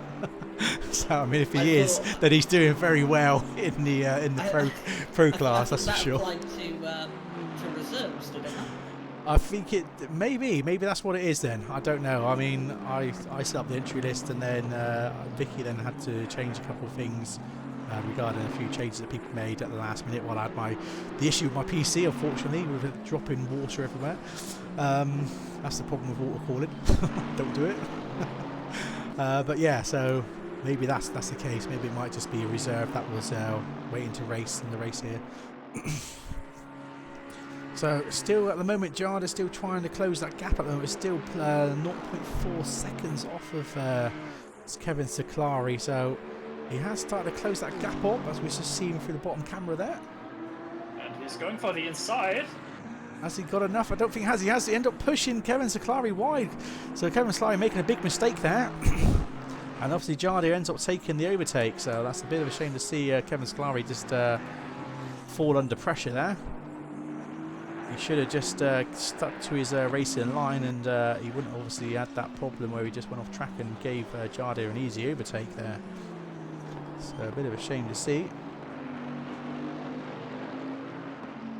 Well, a shame for us, but I guess Jardy will be quite happy with that, as he already knows that it is hard to overtake on that track, as Thomas Jensen was having a hard time being behind Jardy all the time for around 12 laps, I guess. I mean, this game just looks absolutely stunning. I mean, I'm running the game on Epic Settings, both on both PCs here for the live stream. I know I'm only streaming, I think, about 8,000 kbs or 6,000 kbs at the moment. So unfortunately, it probably don't come through as good on the streams as it does obviously what I see here on my monitors. But yeah, it's definitely looking pretty epic. So we're going to get hopefully a nice sunset there as we start to go into into part of the night time. So we've got just under 38 minutes now to go. Simon, I have a suggestion for you, as Marco Ripper and Steve Strelo are battling for P90 quite close together. So maybe you want to have a look at that. Sorry, which one's this? Sorry. P19 and P20, Marco Oh, Ripper and Steve Strelo. Steve Strelo. Yeah, we'll jump over them quickly. Yeah. As Steve is basically on Marco's diffuser now. As we know, now with these new tracks, or at least on these new tracks, he has quite a good top speed, hitting 281 as he's... so did he just go by very easily? I think Marco Ripper just let him through very easily, going off throttle a bit early, just like we've seen with Sami Ibrahimi for earlier in the race. So looks like that Steve Strelo went by. He did manage to get the pass then, yeah.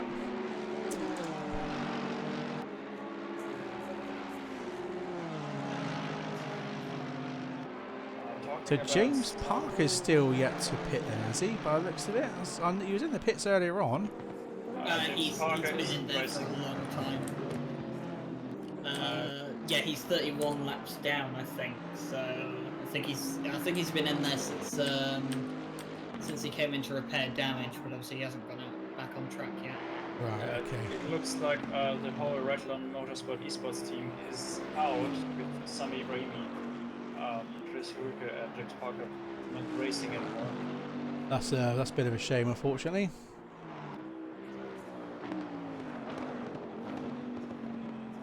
Obviously, the mountain was obviously too much of a challenge.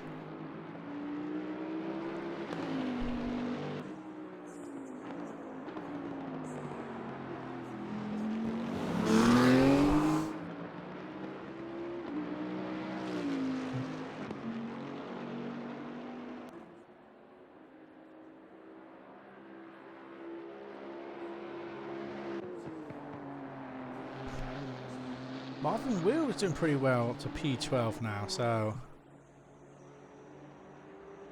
I'll jump over to Samuel Ratz because it looks like he's again closing the gap up.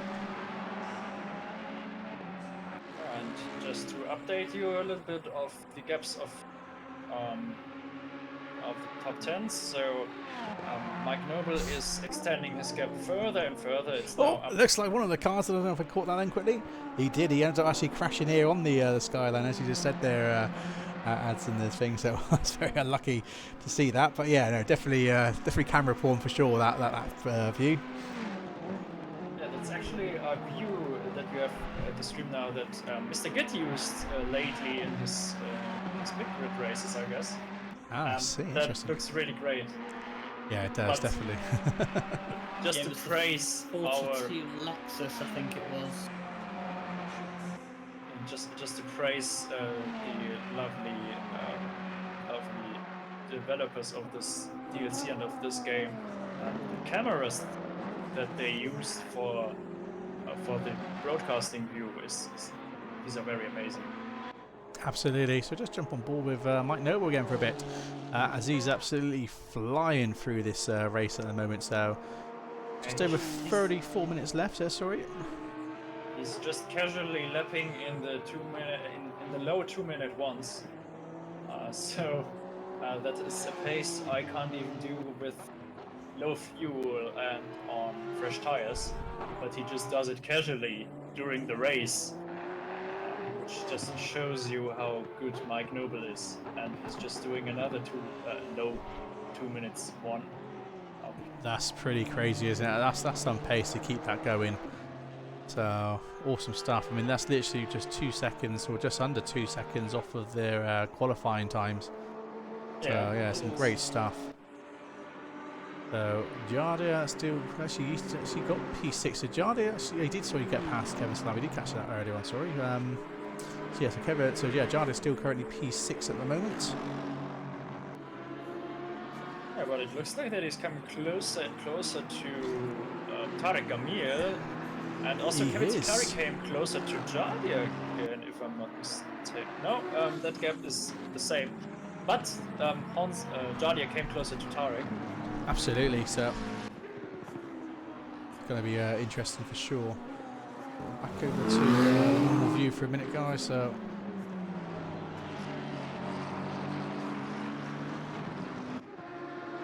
Yeah, this is going to get interesting now. So Jada is closing up on Toric, so we'll see what's going to materialise of this.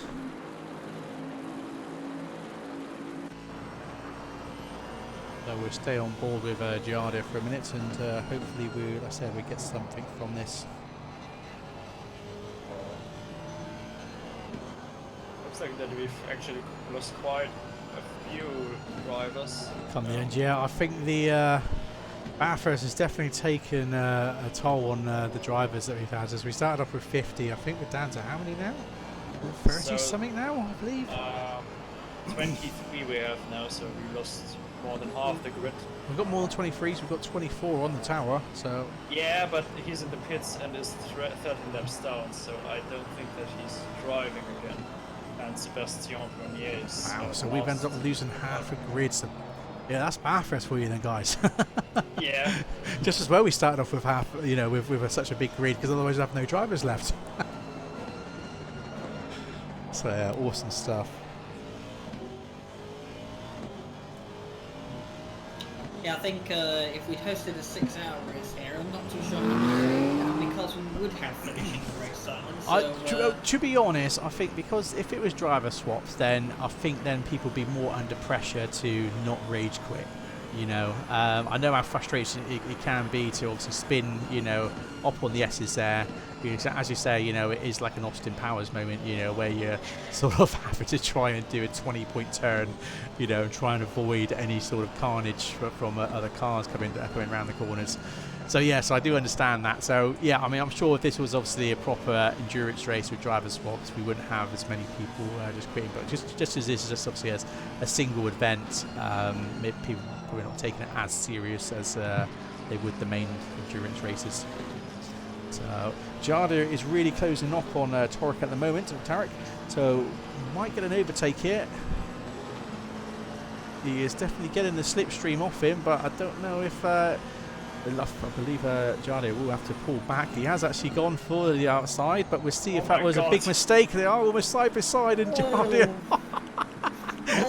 He was absolutely mad. Absolutely madman, but. There's only one car I've ever seen make an overtake there, and that's the Bentley, and I don't think that Aston Martin had the pace to do that. That was absolutely insane, yeah. I'm sure he wouldn't do that in the real car. I mean, you'd have to have huge balls of that. Jada must have huge balls there. Absolutely, but I guess that's the slight difference between real life and sim games, and hence why, you know, some of these times are probably quicker than real life times, because you haven't got that true fear factor of you of, you know, you hit that wall, you die type thing. Well, to be fair, Simon, I don't know if any one of those drivers that drive on this track in real life have any fear left. I was going to say, Very some of the true. crashes we've seen over the past weekend from the real life Bathurst 12-hour would tell you that, yeah, these guys give it their all and a bit more. Absolutely, so some awesome stuff. So are we going to get an overtake? Looks like he's going to go for it again. Is it enough? Has he got his nose in? He has got his nose in, but he looks like he's taking a bit of a curve, but I don't think he's got... Oh my god! This is getting epic, and he has only a tiny little touch there, so very, very tiny bit of door touch in there, but... Not over yet. Oh no, the McLaren goes for the pits. McLaren's gone in for the pits. That's a bit interesting to see him going for the pits so early. I mean, he was one of the ones that pitted very early on, actually. He pitted at the hour, 30 minutes into the race, so that is interesting. So that takes Jada up to P5. That could be fuel then that he's going to have to pit for. Absolutely. It could well be then, yeah. So maybe, I don't know if he ended up pitting for damage or something earlier on. I'm not sure then. But, it looks like, sorry to interrupt you, but it looks like that Franke managed to close the gap to Ciclari in front of him, and Ciclari is also only a second behind Honzik. So we might see a three-way fight for P5 now. Wow, so it's getting very interesting coming into this race. Oh, what's happened? I'm not too sure if Gamil missed his pit marks, because I just saw him reversing the pit lane. Uh-oh, that's the last thing they want to do is end up reverse, and they should just drive back out again, because obviously that is like pretty much an instant disqualification, really. Well, that definitely should be implemented in the game as an instant disqualification, because you shouldn't be reversing in the pits. Was it not Amir Hosseini who fell victim to that earlier on? And it looks like that Franke actually already managed to overtake Kevin Siglari, as he is now at the back, at the rear of Jadia now. Wow, this is getting interesting. But yeah, so much action going on at the moment, so yeah, absolutely awesome stuff. It was Amir Hosseini earlier that missed his pit box and drove backwards in the pit lane to get a 30 seconds penalty. But Andre Franke is taking the going down the side at the moment. Yes, he's going down the side. Is he going to go enough to get the pass? And he has got the pass. It's awesome stuff. We'll see what happens here. I'm sure Jada isn't happy with that. So, did we actually see Franke overtaking two guys in one lap on a track that is not easy to overtake on? I don't know. Thank you for the follow there, guys. Really appreciate that. Do keep them coming. So we are streaming to both. Honda power. Absolutely, yeah. So absolutely epic. Honda should be the car with the highest top speed. On my own tests, I've hit 281 kilometers per hour. So that definitely helps to try to overtake someone. Somebody on cameras. So that's some back markers getting out of the way, so they try and keep the battle going there. Some awesome stuff at the moment. So we'll stay on board with Giardia there and get the back end view of Andre Franke. So let's see how Andre Franke does now. But, I mean, that's. Sorry to interrupt. Not too sure what's happened, but Tarek Gamal has come back out, but he has not got a drive-through or a stop penalty for bursting in the pit lane. So I wonder if he rolled the car backwards, because the pit lane isn't exactly flat here at Bathurst. No, that's it. I don't know. Oh, Andre Franke almost made a mistake there, so Jardia's taking advantage of that to close up the gap, but there's definitely not going to be no overtaking here through the S's, that's for sure, unless you're an absolute madman. So yeah, as you comment there, VTEC, yeah, that's it. VTEC did obviously kick in on the Honda. So unfortunately, Jardia didn't get the a better exit there as he come down the Hammer Straight. So looks like Andre Franke is pulling away now. So that's a shame to see, because Jardia won't get that slipstream, especially from that distance now. It's important to point out that Mike Noble does still keep extending his gap. The gap is now somewhere around 24 seconds, I believe it is, at this point in time. So Mike Noble just keeps stretching that gap out now, and a 2-minute 1-0 was his last lap, so he's still going incredibly fast. So yeah, I just awesome had a look at Tarek Gamil's pit stop, and it looked like it was fairly clean, so no backwarding. Unless that was just on my end.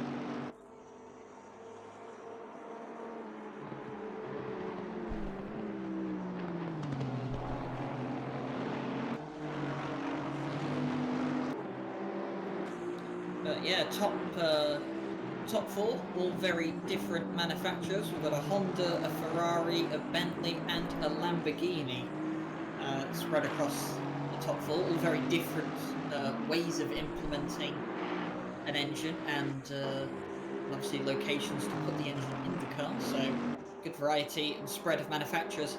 If we look across the top 10, we have 4 Bentleys in the top 10, which is not really that much of a surprise. No, absolutely. So yeah, some awesome stuff.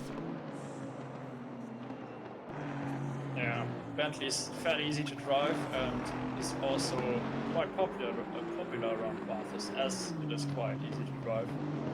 Absolutely. So yeah, thanks for the follow there, guys. Really appreciate you all following there. So like I said, if you are also watching on YouTube, then obviously don't forget to hit that like button and subscribe there, and obviously on Twitch, don't forget to follow us. And also, if you are Amazon Prime customers, you obviously can subscribe to us for free It'd be much appreciated if you did, because obviously it helps to pay towards our dedicated servers and stuff like that.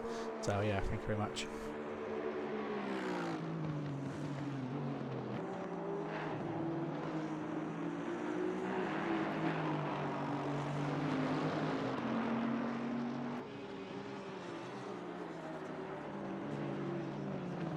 So just watching, obviously we're focusing on Jardia. Oh, we're flicking the camera over just saying, because I thought it's been on a bit too much now. There's not much action going on between them at the moment. Yeah, I was just going to say that Kevin Saklari is obviously starting to reel Jardia in. There is a bit of a gap between them at the moment. It's just over a second, but Kevin Saklari is closing in on the Aston Martin, so that's one to keep an eye on. Absolutely, yeah. So just over 22 minutes left to go of the race. We'll see what happens here. So yeah, we're down to 23 drivers now after 50 drivers started. So unfortunately the mountain has taken victim to 27 drivers so far. Yep, all we need now is the Nordschleifer and then Sebring added to the game, and we'll have Absolutely. the hat trick. We'll have the hat trick of car killer tracks. And of course the old Monaco GP. Yes, I just said also this. Yeah, but obviously one other thing as well is obviously Kunos has now opened up the pit boxes for Suzuka, so there's actually 105 cars can race on Suzuka. I mean, that is absolutely crazy. I don't know how everyone's PCs are gonna. Kevin Saklari is right on the back of Jardia, and they're just about to come out of the Forest Elbow to go down the hill. So Kevin Saklari right on the back, coming out of the corner. He was almost touching the back of the Aston Martin. That's awesome.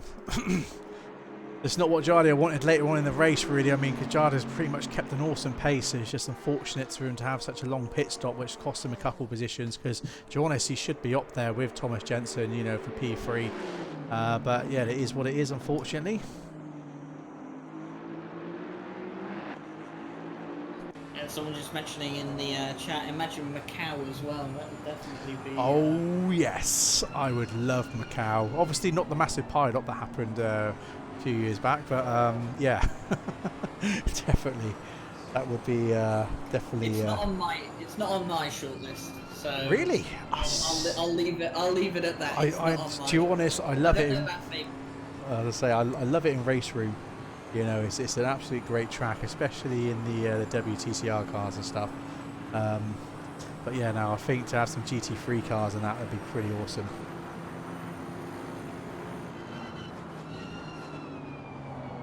Fabian doesn't have any thoughts on Macau. That's what he's going to tell you about I would like to see Monaco. I think you're asking for a bit too much there, Fabian. Yeah, okay, or at least Singapore or Baku. Interesting, yeah. But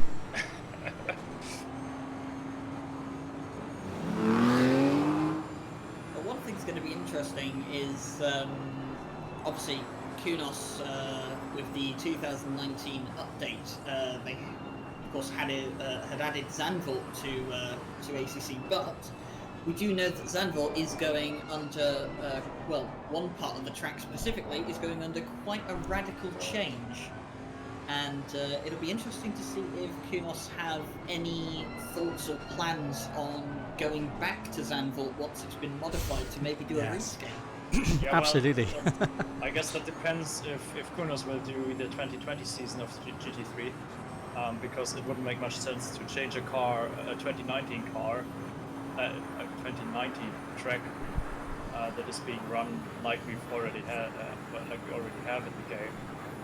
To change it to 2020 specs. Well, we have to see, won't we? See what DLCs will come out. So, you know, I imagine the ATC is going to be out for quite a while yet. You know, definitely keep supporting it with new content. For British GT. Just hoping for Donington Park at this point. Although, having said that, I would love to see. I'd love to see the GT World Challenge Asia and America as well. There's definitely a lot of good tracks in. Oh, there's so many both tracks. of those series. Yeah, absolutely. There's lots of tracks I'd love to have in this game. So just to see what this year's brings and stuff, you know, and next year. So yeah, it'd be great to see. And finally, Fabian can see his wish come true with the 24 hours of Monaco with GT3 cars. Nice. You say Monaco? Yeah! What? Such a cool track. Oh my god. Fabian, we'll be finished about 6 hours into the race. Yeah, if that. Yeah, but it's a It'd be good time trial carnage. track, and the remaining car can do a great time trial there. Brilliant. Yeah, absolutely. Yeah, Andre Frankie is absolutely flying there. He's up to P4 at the moment, so yeah, he's done very well considering he was holding P1 earlier on in the race, and unfortunately, as he come up to the uphill section, he did end up spinning himself around and lost, put himself down to, was it P30, he said, or P28, was it, I believe. So yeah, so to come all the way back up to P4, I mean, it's an incredible pace he's got there. He's definitely taken full advantage of the pit strategies as well to obviously get that the extra gain. So yeah, so hats off to him. Yeah, he's done an awesome job there. As with Kevin Seclari at the moment, he's trying his absolute best to put the pressure on Jardir here and get past, but Jardir's definitely not losing any wheel to let him pass, that's for sure. Yeah, it just seems like Kevin Seclari can't quite catch him in a straight line as well as he would hope he can in a car like the Bentley. Absolutely. So it definitely seems that Jardir has got that car a lot more fine-tuned towards its straight line speed, because if it was more focused towards downforce for the mountain section, I think we'd definitely see Kevin Seclari gaining on him a lot more in the straights. Absolutely. I just jumped down to the back of the grid. We haven't seen much of him. So Sebastian, unfortunately, he was doing pretty well earlier on, but he had an accident and that's put him down to, well, he's up to 22nd now, but he was a lot further down the field earlier on. So no, it's great to see he's still going. Even Mr. Git, he's still doing pretty well. He's P21 at the moment. So his best lap time's a 2:04, so he is about 3 seconds off of the fastest laps at the moment, but nevertheless he's doing pretty well holding where he is. So yeah, some great racing from him. Someone's saying in the Twitch chat right now that with that pace, Franke could probably become third, maybe even second. And I have to disagree with the second part, because Patrick, the gap between Silva and Janssen is so big, it's 23 seconds actually. So he only has 15 minutes left, which would be around 7 laps, I guess. So that isn't enough for him, even if he does lap a second a quick. Yeah, to be honest, if we do end up getting a battle between Andre Frankie and Thomas Jensen, it's going to be it's going to be interesting, because we know that Thomas doesn't buckle under pressure either. So yeah, we have to wait and see for that. Hopefully we do get that sort of action near the end of the race. It will definitely make a big changer to the podium spots for sure. Yeah, it looks like the Kevin front is 1.5 seconds faster than Jensen, so he's done actually his fastest lap time on the last lap, so he is definitely flying. Yes. Oh, and Noble as well. So both of them did their fastest lap time on the last lap. That's absolutely crazy. So they're down to 2 minutes, .375 for Mike Noble, who's currently P1's fastest lap of the race so far. And Andre Frankie down to 2 minutes, .621. So just about 3/10 slower than Mike Noble's time. But yeah, just going to show that obviously the pace they've got in this car. So they definitely got their setup made well for the Honda. Yeah, and what does surprise me a lot is that Mike Noble's still going for the fastest laps, even if he has a 30 seconds gap, because the risk is quite high. Just like Sebastian Vettel was famous for driving, for going for fastest laps in the last laps of the race with such a gap to the second place. Noble does the same, which is quite a risk, of course, especially if you are on a difficult track like Bathurst.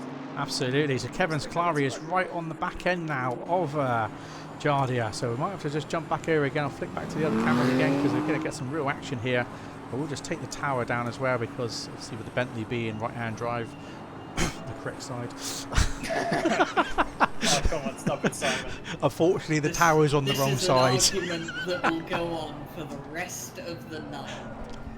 Absolutely. Just something to mention. You may have noticed that a lot of the brake mark boards around the track have disappeared. You will have Mr. Steve Strello in the Honda, who's no longer racing, unfortunately. You'll have him to thank for that because quite early on in the race, in the Discord, he's just said that he misjudged the track completely. Half a day of training is not enough. Lost the Honda on an unknown track bump and crashed all the brake markers on the first lap. Nice. Absolutely brilliant. So if you've been missing their braking marks, that's probably why. awesome stuff. So yeah, thanks for your comments there, Chris. Really appreciate you coming into the stream and saying that. So awesome stuff.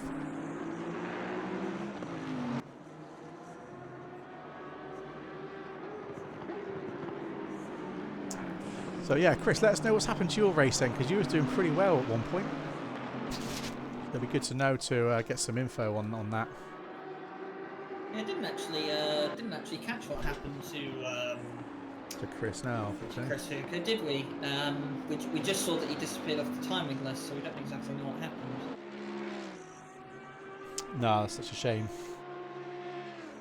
Yeah, and Andre Franke is coming closer and closer to Thomas Johnson. He was over a second faster than him in the last 3 laps. So he is pushing right now like hell and trying to go for P3 in the last 12 minutes of the race. So Chris hit a car that spun, and afterwards he hit a wall on his own. So that's a that's bit of a the shame reason for his worst result, or for his departure of the race. Yeah, the mountain caught him out, I guess, and he is not alone today, as I guess half the grid got caught out by the mountain. Absolutely. Looks like I'm going to jump over to Kevin Saklari again, because it looks like Kevin Saklari is just Kevin Saklari's got a brilliant run out of the back. He's almost into the back of the Aston Martin. He's had to slightly ease off the throttle because he was going to run into the back of Jardia. And I have just noticed that Jardia has been catching the Lamborghini of Jakub Charcot as well, so this could turn into a 3-way battle fairly soon. Could well be, yeah, we'll see what happens. Yeah, the gap was as big as 5 seconds 5 laps earlier, and now it's down to 1.6 seconds. So it has gone down a bit. And we'll see a 3-way fight for sure. Absolutely, yeah. So put the tower back on the screen there for a second. So yeah, so Andre Franke has managed to gain 3 seconds now on Thomas Jensen. He was 6 seconds, or just over 6 seconds behind. So we could be in for an interesting battle between P4 and P3 in probably the next sort of 5-10 minutes maybe. So hopefully near the end of the race we might get an overtake. Yeah, it's going to be interesting for sure.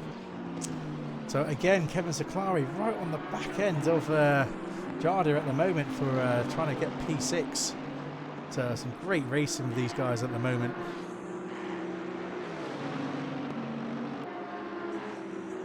Yeah, Kevin Saklari did very well not to run into the back of Jardia going down the mountain on the previous lap.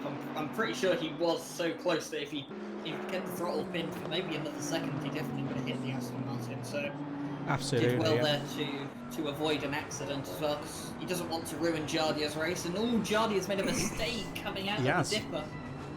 See if he takes full advantage of this as he comes down the hammer straight. So has he got the power enough? Looks like they're both pretty much the same on the exit there, so I don't think you have enough to get past, as we have got a back marker just in front as well. So this could get interesting. We'll see what happens. Kevin Saklari's definitely got the straight line speed. He has, but we have got a back marker in front. Not enough though, unfortunately. He does think twice about going there, so he will. Looks like he's just going to stay safe for the moment, because at the end of the day he doesn't want to be taking too much of a risk. Oh my god, is he close? He sure is. So yeah, it's a great racing between these guys at the moment.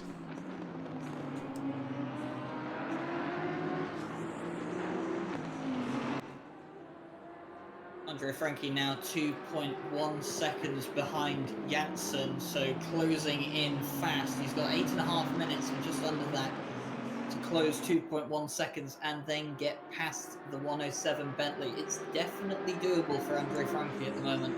It sure is, yeah. So it's a great stuff. We're going to jump back on board again with Kevin Siclari as he's really trying to get the get an overtake here on Jardia, but again he just thinks twice again. But we have got a back marker again in front still, so we'll see what happens up here. It's not a back marker actually, so I'm No, that's is it? fifth place. That's actually fifth place. Oh my god. They've actually caught up with him pretty quickly then. I'm quite surprised there, so that's good to know there, Ryan. Thanks for that. So there we go. So we could have a real interesting battle right now for the next sort of 7 minutes between these guys. And again with Andre Frankie, I just don't know, see what the timings are between Andre Frankie. Are they actually down to 1.5 seconds at the moment between Andre Frankie and Thomas Jensen? Just bring up the 1.9 on my end. I'll see when it updates at the next timing point. 1.9, so coming down. So yes, 2.1 over the line. So yeah, this is going to be absolutely interesting to see what's happening here. So we're going to have quite a few battles on our hand here still. So anything could happen between from P7 up to P3 right now.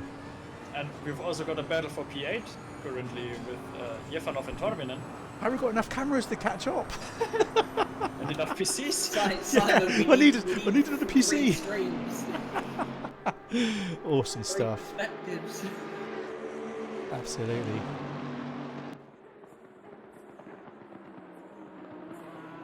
Kevin Siclari just not close enough again this time. He was nowhere near close enough coming out of the Forest Elbow. And that's allowed Jardia some breathing room. But of course Jardia's not going to want to be under this kind of pressure for the next 6.5 minutes as he's gone wide coming out of the final corner and he's chipped some of the grass. Kevin Siclari's going to have a look into turn 1, but he's nowhere near close enough. Jardia's got away with one there. He sure has. His awesome pace that Jardia's got, and he's just so composed in that car as well. He's just not feeling the pressure at all, and you know, just as you see, they're obviously doing so well to close that gap up on the Lambo at the moment with Jacob at the moment in P5. They're just looking at their lap times at the moment. Their last lap, so Kevin Siclari was a 2:02.418. Jardia 2:02.544, so there's 1/10 faster, just over 1/10 faster Siclari was there, and Jakob were 2:02.85, so he was just over 4/10 slower than Siclari and 3/10 slower than Jardia, so that's where he's definitely getting the pace at the moment. Just to let you know, Andre Frankie is about half a second behind Janssen. Oh, we don't need this right now. We don't want to catch him and missile his action. Caught up to the 107 Bentley. That is absolutely crazy. It's only going to be a matter of time until that Honda gets past the 107. Oh dear. Well, I'll tell you what I'll do then, as we've got 2 cameras, we'll keep this camera then on Jardia then at the bottom left, and then we'll take the top right over to Andre Frankie. He's about to go for the outside. Andre Frankie has actually got the overtake. He just managed to grab that. So Andre Frankie has managed to take P3. Absolutely epic. So there we go. So he did manage to capture that. Recovery. So awesome racing for these guys. Absolutely epic. So great to see, especially after such a 2-hour race, to have all this sort of action still to go on, and especially come the end of the race as well. So yeah, awesome stuff from Andre Frankie now. So I bet Thomas Jensen's absolutely furious with that overtake. So especially when he got up to P3 and held P3 for so long. Jardia's off track because he's trying. Trying so hard to keep it, but it looks like P5 has gone off. P5's gone off, so yeah, so this is it. So Jardia is taken on up to P5 now, and Kevin Siclari for P6, putting Jakob back to P7. So this is absolutely epic stuff. And Jarkko Torvinen is just half a second behind Maxim Jefanov now. So the fight for P8 is also going on. Can't keep up. Poor Simon. Okay, pressing all the buttons. On the Audi in front of him. It pretty much is, I'll tell you. Fast as well. Sorry guys, I will just quickly just change that over and try and get PA up as well. PAT. There's a battle there between P9 and P8, so I'll keep that up on the bottom at the moment for you guys. Just to try and capture this absolute epic just over 3.5 minutes left of the race to go. So Is Seclari going to have enough to get the overtake on Jardia? Who knows? Well, it seems to be always seems to be a trend at Bathurst, isn't it? The last part of the race is always chaotic, no matter what year it is. Absolutely, yes. Epic stuff. Oh, Sim Racing Steven just joined our stream, and I can tell you, you've missed something. You've missed Andre Franke being in the lead and losing the car, being sideways, and then being backwards to the track, being on P26, and now going back to P3 just in the last minute. Absolutely, yeah. Insane stuff. And someone in the chat telling us that Jardia's rear brakes are shot. Yeah, Well, I I'm not bet. surprised that all the late braking he's probably having to do to keep that Bentley behind him. I'm not surprised his rear brakes are shot to pieces. Absolutely. So, yeah, guys, if you just joined the stream, so it's at the moment, top left at the moment is obviously Jardia. And Seclari's just made a big mistake, and looks like Seclari has got the overtake there. So Seclari has taken P5 off of Jardia.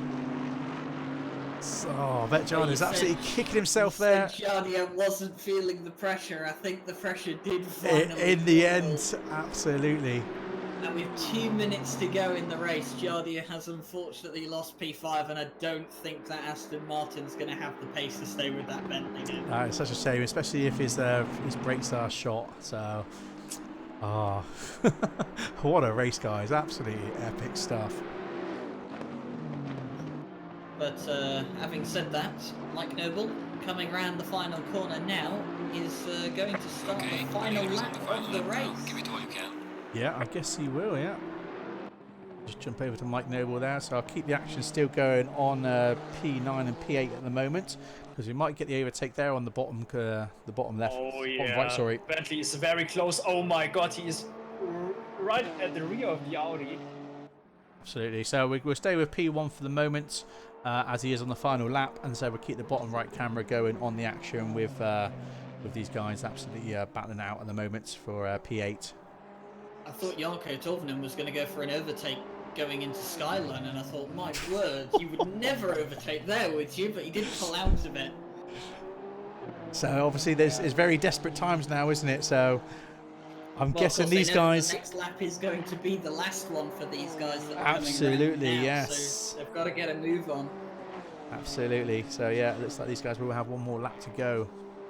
So what I observed right now at this last lap is that the Audi seems to struggle on the mountain section quite hard, but the Bentley isn't fast enough on the straights to catch him.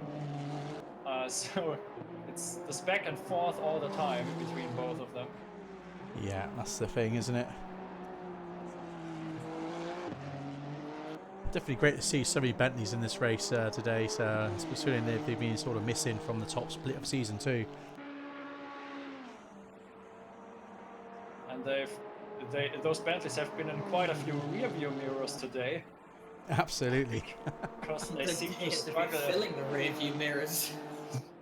as they seem to struggle to overtake other cars.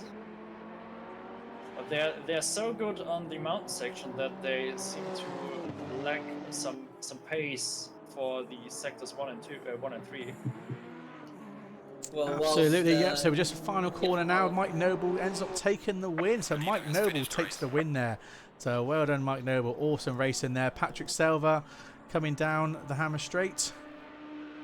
And Mike Noble's fastest lap time of the race was a 2-minute dead. Awesome stuff. So Patrick Selva will be coming to take P2 by the looks of it then. So the battle is still on, obviously, the bottom right corner for P8. We'll see if anything does materialise from this, as this is the last lap for them, final lap.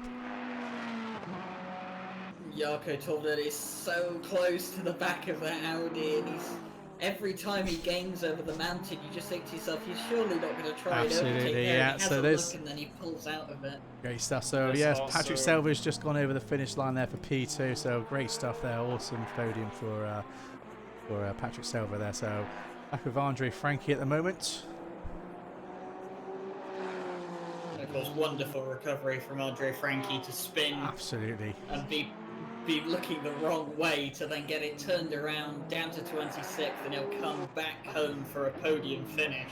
What a race from him. He's definitely yeah, number one driver of the day for sure. So awesome stuff, Andrew Frank taking P3.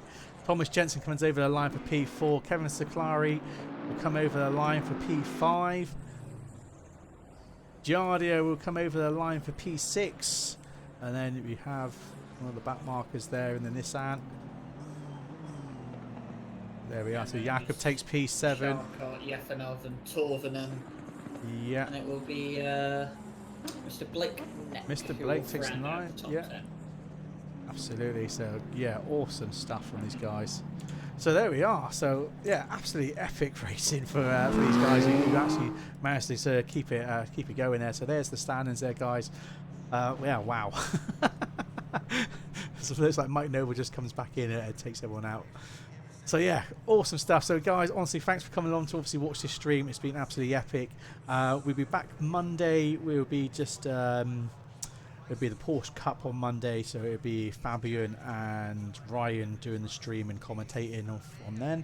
And then we'll be back again on Saturday then for season 2, not Friday because it's Valentine's Day. So yeah, we'll be back on Saturday night for the 2.4 hours of Spa for season 2. So that'll be absolutely epic. And then the week after that, on the Friday again, we'll have another race of one of the DLC tracks. We have actually got Laguna Seca up for a fortnight from now. So yeah, so the next 2 weeks will be 1 hour of Laguna Seca. So again, we've got 3 lobbies running in that one as well. So yeah, so we've got plenty of action going on over the next few weeks. And then we also got a 3-hour test race at Bathurst with driver swaps. So we're just going to do some test race with driver swaps ready for our big 12-hour race at Suzuka, which will be 18th of April for Suzuka. What was the date, sorry, again, for Bathurst 3-hour race? I believe we've got that on a Sunday, haven't we? The 3-hour race is Sunday the 8th of March. So there you go, yeah. So Sunday the 8th of March, we've got a 3-hour driver swap race just to make sure we're all comfortable with the latest update and stuff. And then yeah, that would basically prepare everyone then for the big 12-hour Suzuka race. So yeah, again, thanks for coming along, guys. Really appreciate you all being here. And obviously, thanks for all the support, the follows, the likes, subscriptions and stuff. Been absolutely epic. So yeah, thanks again. And we will see you again Monday. So yeah, thanks a lot, guys. Cheers.